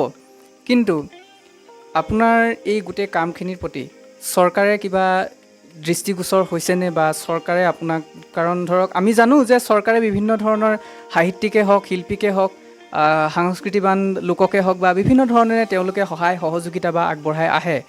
তো আপোনাৰ ক্ষেত্ৰত তেনেধৰণৰ কোনোবা চৰকাৰী বিভাগৰ লোকৰ বা তেনেধৰণৰ কাণ চোৱাইছে নেকি, বা তেওঁলোকে কিবা এটা চিন্তা কৰিছে নেকি আপোনাক লৈ কেতিয়াবা, বা তেনেধৰণৰ কথা আছে নেকি, বা আপুনি পাইছে যদিও মই নাজানো, কিন্তু সেইকাৰণে মই আপোনাক জানিব বিচাৰিছোঁ। এতিয়া এইটো কথাৰ উত্তৰ দিব যোৱাৰ আগতে মই আৰু দুটামান মানে জেৰ টানি আনিছোঁ বাৰু। এতিয়া মই মানে সামাজিক জীৱনটোক তাৰমানে খুব ভাল ধৰণে দৃঢ়তাৰে তাৰমানে ধৰি ৰাখিব বিচাৰোঁ সকলো সময়তে। আৰু মোৰ মানে অভিভাৱক তাৰমানে মোৰ নাই এতিয়া, ঘৰতো তাৰমানে মই কাৰোৰ পৰা মই এই ক্ষেত্ৰত সামাজিক কাম কৰাৰ ক্ষেত্ৰত কাৰোৰ পৰা মই আজিলৈকে বাধাও পোৱা নাই। মই উন্মুক্তভাৱে য'লৈকে ত'লৈকে গৈ পেলাই সমাজৰ কাম কৰিব পাৰোঁ। এতিয়া সেইকাৰণেই সমগ্ৰ গুৱাহাটীখনত তাৰমানে মই সমাজৰ বিভিন্ন কামত তাৰমানে বিশেষত সাহিত্য বৈঠকবিলাকত কবিতা আবৃত্তি কৰা, মানে একেবাৰে গোটেই গুৱাহাটীখনত বহুকেইটা অনুষ্ঠানত তাৰমানে মই জড়িত হৈ পৰিছোঁ। তাৰপিছত এতিয়া কথা হৈছে কি, এইখিনি কৰিবলৈ যাওঁতে তাৰমানে মোৰ যিহেতু মানে গুৱাহাটী মহানগৰীত তাৰমানে মোৰ এতিয়া কৃষিকৰ্ম নাই, গাঁৱত থাকোঁতে কৃষিকৰ্ম কৰি পেলাই দুপইচা পাইছিলোঁ, কিন্তু গুৱাহাটীত মই কি কৰি পেলাই তাৰমানে চলিম, এনেকুৱা তাৰমানে ডাঙৰ আপোনাৰ এটা সমস্যা হৈ আছে এতিয়া। হৈ আছে। এইটোৰ কাৰণে কেতিয়াবা মই তাৰমানে খুব ভাবুক হৈ পৰোঁ, কি কৰিম আচলতে, কি কৰিম, মই ক'ত পাম, এনেকুৱা ধৰণৰ কথাবিলাকে তাৰমানে। আৰু ওলাই গ'লেই তাৰমানে গুৱাহাটী মহানগৰৰ কথা হৈছে, ওলাই গ'লেই তাৰমানে পইচাৰ ওপৰতে চলে। আৰু মই কেতিয়াবা এনেকুৱা মানে উদাহৰণো আছে, মই 5-6 কিলোমিটাৰলৈকে মই খোজকাঢ়ি গৈ পেলাই অনুষ্ঠান কৰা। মই যিখন সাহিত্য সভাত কাম কৰিছিলোঁ মালিগাঁৱত, শৰাইঘাট সাহিত্য সভা, তাৰ 2014-15 মই সভাপতিৰ দায়িত্ব যেতিয়া আছিলে, মই ঘৰৰ পৰা 5 কিলোমিটাৰ ৰাস্তা খোজকাঢ়ি গৈ পেলাই তাত সেই সভাখন তাৰমানে কৰি পেলাই আকৌ ঘৰলৈকে উঠি আহিছিলোঁ পাহাৰলৈ। মানে বন্ধু বান্ধৱবিলাক কৈছিলে আপুনি ইমান কষ্ট কেনেকৈ কৰে, কাৰণ পাহাৰলৈ উঠি আহি নামি যোৱা উঠা যথেষ্ট কষ্ট কৰে। এনেকৈ কেতিয়াবা মোৰ ৰাতি হৈ যায়, বৰষুণত তিতি সাহিত্য বৈঠকবিলাকৰ পৰা বৰষুণত তিতি বুলিও আহোঁ। কিন্তু সকলোৱে বিচাৰে, বন্ধু বান্ধৱ চবেই বিচাৰে মই থাকোঁ তাতে, আহোঁ মানে বেলতলালৈকে, য'ত তাৰমানে মোক কবি বন্ধু উপাধি দিছে বেলতলা সাহিত্য সভাই, সন্ন্যাসল কবি সমাজে কবি বন্ধু উপাধিও দিলে মোক। কিন্তু মই এই ঠাইবোৰলৈকে তাৰমানে ইমূৰৰ পৰা সিমূৰলৈকে, তাৰমানে পাঞ্জাবাৰীলৈকে, জালুকবাৰীৰ পৰা পাঞ্জাবাৰীলৈকে মই সাহিত্য অনুষ্ঠান কৰিছোঁ। ইমূৰ সিমূৰ মই বহু অনুষ্ঠান কৰিছোঁ, মানে স্বতন্ত্ৰ কৰিছোঁ বহুত। আৰু অসম সাহিত্য সভা মানে জিলা সাহিত্য সভা এইবিলাকৰো মই অনুষ্ঠানত কাম মানে নিজে গৈ পেলাই কবিতা আবৃত্তি কৰিছোঁ, গল্প পাঠ কৰিছোঁ, এইবিলাকো কৰিছোঁ। মই কথা কৈছোঁ ক'ৰবাত। মই ইমানবিলাক কাম কৰাৰ যিটো মানে শক্তি, এই শক্তিটো মোৰ শাৰীৰিক শক্তিটো মানে বৰ্তমানো মোৰ আছে, কিন্তু মোৰ মানে মই কৈছোঁ যে এটা কথাই মোক সদায় দুৰ্বল কৰি ৰাখে, যে মোৰ অৰ্থনীতিটো বেয়া, আৰ্থিক ক্ষেত্ৰখনৰ কাৰণে আপুনি বেয়া। এতিয়া ল'ৰাবিলাকৰ মুখলৈ চাই থাকোঁ, তেওঁলোকে মোক মানে চলিবৰ কাৰণে কিবা এটা দিয়ে, কিন্তু সেইটো পৰ্যাপ্ত নহয়। এতিয়া মই মানে সপ্তাহত 2-3খন সভালৈ যাওঁ। সেই 2-3খন সভালৈ আপুনি যিকেইখন সভালৈ যায় এইখন কিন্তু সামাজিক অনুষ্ঠান এটা অনুষ্ঠান, গতিকে সেই সভাবিলাকত গ'লে পইচা খৰচ হ'বই। যে তথাপি মই তাৰমানে ইফালে ৰাজহুৱা নামঘৰটো মোৰ নিজৰ জেপৰ পইচা ধন ভাঙি পেলাই চলাই আছোঁ। সেইখিনিকো মই কাৰো ওচৰত বিচাৰি যোৱা নাই, তেনেকৈও মই কৰি আছোঁ। এতিয়া কথা হৈছে কি, এই কথাবিলাক তাৰমানে মই আচলতে কাৰো আগত উদঙাই নিদিওঁ। এইকাৰণে মোৰ কি আছে কি নাই সেইটো উদঙাই দিবলৈ মই নিবিচাৰোঁ। মানে আগৰ পৰা মই তেনেকুৱা, মোৰ কিমান অভাৱ হৈছে, এই অভাৱটো মই তাৰমানে একেবাৰে অন্তৰংগ বন্ধুজনৰ আগত কেতিয়াবা কওঁ, সকলোৰে আগত মই ব্যক্ত নকৰোঁ। কিন্তু মোৰ যে চৰকাৰী চাকৰি নাছিল আৰু মোৰ যে চৰকাৰী পেঞ্চন নাই, কোনো উপাৰ্জন নাই, মোৰ বন্ধুবিলাকে কিন্তু গম পায়। বন্ধুবিলাকে গম পায় আৰু বন্ধুবিলাকে মোক কয় যে আপুনি সাহিত্যিক পেঞ্চনৰ কাৰণে আবেদন কৰক, আপুনি শিল্পী মানুহ, শিল্পী পেঞ্চনৰ কাৰণে আবেদন কৰক। আবেদন মই আপুনি কৰিছেনে? তাৰমানে মই 4 বছৰ কৰিলোঁ। 4 বছৰ কৰাৰ পিছত আপুনি যোৱা 4টা বছৰে আপুনি চৰকাৰী আপুনি যি কৰ্মৰাজি কৰিছে, মানে তেওঁলোকৰ ওচৰত আপুনি কাণ চুৱাইছে? কাণ চুৱাইছোঁ। মই ৰাজনৈতিকভাৱে মই কোনো সক্ৰিয় কৰ্মীৰ লগত মোৰ সিমান সম্পৰ্কতা নাই, কাৰণ যিহেতু আপুনি কৈছে যে আপুনি এজন অলপ বিপ্লৱৰ লগত সম্পৰ্ক নাই। কিন্তু হ'লেও তাৰমানে মোৰ বন্ধু বান্ধৱবিলাকে মোৰ কাৰণে যথেষ্টখিনি তাৰমানে কষ্ট কৰিছে আৰু য'ত য'ত ক'ব লাগে কৈছে। কিন্তু যোৱা 4টা বছৰে তাৰমানে মই ব্যৰ্থ হৈছোঁ সাহিত্যিক পেঞ্চন আৰু শিল্পী পেঞ্চনৰ পৰা। ইতিমধ্যে আমি গম পালোঁ যে এইগৰাকী বিশেষ যিগৰাকী ব্যক্তিৰ লগত মই কথাখিনি পাতি আছোঁ বা যিখিনি কথা আপোনালোকক জনাই আছোঁ, যে তেওঁ চৰকাৰীভাৱে বিভিন্নখিনি আবেদন নিবেদন কৰিছে, তেওঁৰ বন্ধুসকলে কৰিছে, যথেষ্ট তেওঁক বন্ধুবৰ্গই তেওঁক প্ৰেৰণা দিছে। কিন্তু তেনেস্থলতো চৰকাৰী ক্ষেত্ৰখনত বা চৰকাৰৰ ফালৰ পৰা যিখিনি সা সুবিধা দি আছে বিভিন্নজনক, বা হয়তো কেতিয়াবা এনেধৰণৰ প্ৰশ্ন উত্থাপিত হৈছে যে পোৱাজনেও নাপায় বা পাব লগাজনে নাপাইছে, এনেকুৱা ধৰণৰ কথা বিভিন্নবিলাক আহি আছে। কিন্তু আমিও আশা কৰোঁ যে তেওঁ সেইখিনি পাব লাগে। কিন্তু শেষত তেওঁ আৰু কিবা এটা ক'ব বিচাৰিছে, যে তেওঁ চৰকাৰলৈ পোনপটীয়াকৈ কিবা এটা তেওঁ ক'ব খুজিছে। যে আপুনি কি ক'ব বিচাৰিছে? এতিয়া মই সামৰণিত মই আগতে কৈছোঁ যে গোটেইকেইখন ক্ষেত্ৰতে কাম কৰি অহা হিচাপে এজন বৰ্ণাঢ্য মানে জগতৰ মানুহ মই, যে ইমান বিস্তৃত জীৱন এটা, আমাৰ বৰ্ণাঢ্য জীৱন এটা বা বিচিত্ৰ জীৱন এটাৰ কথা ঠাউকতে কৈ শেষ কৰিব নোৱাৰি। একেবাৰে সংক্ষেপে তাৰমানে মই কথাখিনি আচলতে ক'লোঁ। বহু কথা পাহৰিছোঁ, স্মৃতিত নাই বাৰু। তথাপি মানে যি ওলাইছে, মানে মুখেৰে যি ওলাইছে সেইখিনিকে তাৰমানে মই ৰাইজৰ আগত দাঙি ধৰিছোঁ। ক'বলগীয়া বহুত কথাই থাকিল। এটা শেষত কৈছোঁ যে একেবাৰে মানে মাটিৰ লগত সম্পৰ্ক থকা মানুহ মই। মাটিয়ে আছিলে মোৰ জীৱন আৰু জীৱিকা, যিহেতু কৃষি কৰ্মৰ লগত মই জড়িত হৈ আছিলোঁ। গতিকে সেইকাৰণে মই অকণমান গোটেইবিলাক কথা তাৰমানে সমাজৰ গোটেইবিলাক কথা কাম মই তাৰমানে অলপ সৰলতাৰ মানে দিশত লৈ যাওঁ আৰু সৰলভাৱে তাৰমানে কৰিবৰ কাৰণে যত্ন কৰোঁ। একেবাৰে মানে সেৱাৰ মনোভাৱেৰে কৰিবলৈ চেষ্টা কৰোঁ। গতিকে অসমৰ ৰাজ্যক মই শেহতীয়াকৈ মই যিখিনি ক'লোঁ, এই কথাখিনি মানে আপোনাসৱে যিহেতু মন দি শুনি পেলাই হয়তো আপুনিও আপোনাসৱে নিশ্চয় বিবেচনা কৰিব যে আচলতে চৰকাৰে মোৰ দৰে এজন মানে, আৰু কেৱল আপুনি বুলিয়ে নহয়, বহুজন আছে এনেকৈ আছে, যে আমাৰ নিচিনা এনেকুৱা মানে শিল্পী সাহিত্যিকবিলাকক অকণমান তাৰমানে যদি মৰমৰ চকুৰে চায়, তেতিয়াহ'লে সেইটো আমাৰ কাৰণে এটা ৰক্ষা কৱচ হ'ব তাৰমানে। এইটো কথা ঠিক যে আজি যিগৰাকী ব্যক্তি আপোনালোকৰ আগত মই পৰিচয় কৰাই দিলোঁ, কোষেশ্বৰ বৰা, তেওঁ কিন্তু এইটো কথা ঠিক যে তেওঁ বা চৰকাৰী পক্ষই যদি কিবা এটা তেওঁ সহায় সহযোগিতা বা সহায় আগবঢ়ালে নিশ্চয় তেওঁ যথেষ্ট পৰিমাণে উপকৃত হ'ব। কিন্তু উপকৃত হোৱাৰ লগে লগে তেওঁৰ দৰে ব্যক্তিবিলাক আমাৰ সমাজৰ বাবে, আমাৰ গোটেই সামগ্ৰিক পৰিৱেশটোৰ বাবে তেওঁলোক একোজন অৱদান। আৰু তেওঁ যে সেই গোটেই কামখিনি কৰিছে, কাৰণ তেওঁ জীৱনৰ এই বয়সলৈকে লাগি আছে, এইকাৰণে তেওঁ কিন্তু সমাজৰ কাৰণত লাগি আহিছে। তেওঁ সমাজৰ বাবে তেওঁ কাম কৰিছে, সমাজৰ কথা হৈ তেওঁ চিন্তা কৰিছে, সমাজৰ হৈ তেওঁ মাত মাতি আহিছে। সেইকাৰণে মই ক'ব খুজিছোঁ যে চৰকাৰে যদি আৰ্থিকভাৱে হওক তেওঁলোকক কিছু পৰিমাণে সকাহ দিলে নিশ্চিতভাৱে এই কথাটো সঠিক হ'ব যে তেওঁ কিন্তু তেওঁৰ নিজৰ ব্যক্তিগত স্বাৰ্থত কিন্তু তেওঁ ক'ব খোজা নাই, তেওঁ ৰাইজৰ স্বাৰ্থত কিন্তু তেওঁ আজি ইমান দিনে কাম কৰি আহিছে।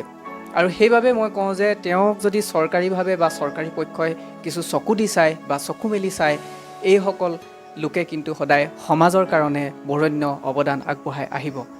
আৰু সেয়েহে মই আপোনাক মই ধন্যবাদ জনাইছোঁ যে আপুনি ইমানখিনি এটা পুৰুধা সম্পন্ন আপুনি কাম কৰি আহিছে। কাম কৰি অহাৰ স্বত্তেও কিন্তু আজি আপুনি শেষত মই গম পালোঁ যে চৰকাৰী পক্ষই মই ভাবিছিলোঁ, কাৰণ আপুনি ইমানখিনি কাম কৰিছে, সকলোৰে ভাবিব নিশ্চয়। প্ৰথমতে যদি যিসকলে চাইছিলে বা চাই থকাসকলে গম পাব যে আমি এগৰাকী ব্যক্তিয়ে হয়তো চৰকাৰীভাৱে কিন্তু আজিলৈকে যিখিনি কাম কৰিলে বা আপোনালোকৰ আগত যিখিনি কথা উপস্থাপন কৰিলে, তেওঁ কিন্তু কোনো চৰকাৰী পক্ষৰ সৈতে তেওঁ কিন্তু জড়িত নহয় বা চৰকাৰী ক্ষেত্ৰখনৰ সৈতে তেওঁ জড়িত নহয়। কাৰণ এনে বহু শিল্পী আছে যিসকলক কিন্তু চৰকাৰে সহায় কৰিছে, সহযোগিতা কৰিছে। কাৰণ বহুত ডাঙৰ শিল্পী আছে, বহুত সৰু শিল্পী আছে, বহুতক কিন্তু চৰকাৰে সহায় কৰি আহিছে। কিন্তু এইবাৰ মই এইকাৰণে কৈছোঁ যে এই কথাখিনি, কাৰণ তেওঁ যোৱা চাৰিবাৰকৈ তেওঁ অনুৰোধ জনাই আছে চৰকাৰক, তেওঁৰ বিষয়ে কিছু পৰিমাণে অন্ততঃ চিন্তা চৰ্চা কৰক, চৰকাৰখনে কৰক। কিন্তু তেওঁ আজিলৈকে সেইখিনি পাবলৈ সমৰ্থ হোৱা নাই বা চৰকাৰে সেইখিনি ক্ষেত্ৰত হয়তো তেওঁক দৃষ্টি দিয়া নাই। শেষত তেওঁ সেয়ে অনুৰোধ কৰিছে যে চৰকাৰী পক্ষই এবাৰ হ'লেও তেওঁৰ ওপৰত এটা চকুটি চাওক। কাৰণ নহ'লে তেওঁ ইমানখিনি যি কাম কৰিছে, কাৰণ মই দেখুৱাইছোঁ তেওঁৰ ঘৰৰ ইয়াতে যদি আপোনালোকে চাই, ইয়াতে যথেষ্টখিনি তেওঁ সম্পদ আছে। এয়া কিন্তু নামমাত্ৰহে। তেওঁ সামাজিকভাৱে যথেষ্ট কাম কৰি আহিছে, বিভিন্নখিনি কাম কৰি আহিছে। সেই কামখিনি কিন্তু আজি আপোনালোকৰ আগত সকলোখিনি দেখুওৱা হঠাৎ সম্ভৱ নহয়। কাৰণ এইটো আমি আজি যি 1 ঘণ্টাৰ ওচৰা-ওচৰি বা আমি ইমানখিনি যিখিনি কথা পাতিছোঁ, এইখিনি কিন্তু মাত্ৰ এটা মিনিটৰহে কথা। কিন্তু ইয়াৰ মাজত আৰু বহু কথা লুকাই আছে, বহু বস্তু সোমাই আছে। কাৰণ তেওঁ আজি এজন ব্যক্তি বুলিয়ে নহয়, এজন তেওঁ সমাজৰ অৱদান হিচাপে। কাৰণ এনে বহুত ব্যক্তি আছে যিসকলে সমাজৰ পৰা কিন্তু আমাৰ পৰা বা সামাজিক ক্ষেত্ৰখনৰ পৰা তেওঁলোক সদায় এটা ব্যতিক্ৰম মনোভাৱেৰে তেওঁলোকে কাম কৰি আহিছে। কিন্তু তেওঁলোকক আচলতে যি প্ৰাপ্য, সেই প্ৰাপ্যৰ পৰা কিন্তু তেওঁলোকে সদায় বঞ্চিত হৈ আহিছে। শেষত মোৰ চৰকাৰলৈ মোৰ ফালৰ পৰাও এইটোৱে অনুৰোধ যে চৰকাৰী পক্ষই কিছু পৰিমাণে তেওঁক সকাহ দিয়ক, চিন্তা কৰক। দল সংগঠন কোনোবা যদি তেনেধৰণে আছে, তেওঁলোকেও হয়তো চিন্তা কৰক, ভাবক। কাৰণ তেওঁলোকে দল সংগঠন বা বিভিন্ন অনুষ্ঠানে এওঁৰ দৰে ব্যক্তিসকলক সদায় সন্মান জনাইছে, সাহস দি আহিছে। কিন্তু কেৱল কোনোবা দল সংগঠনে সদায়তো সাহস দি থাকিব নোৱাৰে এজন মানুহৰ ওপৰত। চৰকাৰে যদি কিছু পৰিমাণে তেওঁৰ ওপৰত সকাহ দিয়ে, নিশ্চিতভাৱে চৰকাৰী পক্ষৰ বাবে এইটো এটা মহৎ কাম হ'ব বা এনেধৰণৰ লোকসকলৰ বাবে কৰা কামটো কিছু পৰিমাণে মহৎ এটা উদ্দেশ্য হ'ব বা মহৎ এটা কাম হ'ব। এই অনুষ্ঠানৰ পৰা আজি মই ইমানতে সামৰণি মাৰিছোঁ।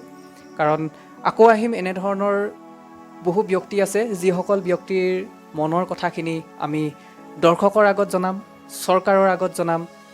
কাৰণ নিৰ্বাচন আহে, নিৰ্বাচন যায়, কিন্তু এওঁলোকৰ দৰে লোকসকলৰ বা এনেধৰণৰ সমাজৰ লোকসকল কিন্তু সদায় থাকি যায়। কাৰণ বহু কথা দিয়ে এওঁলোকক বা এনেধৰণৰ মানুহক বহু কথা দিয়ে, কিন্তু এই গোটেই বস্তুবিলাক কিন্তু ৰৈ যায়। সেয়েহে মই চৰকাৰলৈ শেষত পুনৰবাৰ অনুৰোধ কৰিছোঁ যে আপোনালোকে এবাৰ দৃষ্টি দিয়ক। এবাৰ সমাজৰ প্ৰতি যিসকলে বৰেণ্য অৱদান আগবঢ়াই আহিছে, তেওঁলোকৰ প্ৰতি কিন্তু আপোনালোকে অলপ সুহৃদয়ৰে এবাৰ চিন্তা কৰক, এবাৰ ভাবি চাওক। ধন্যবাদ জনাইছোঁ। নমস্কাৰ।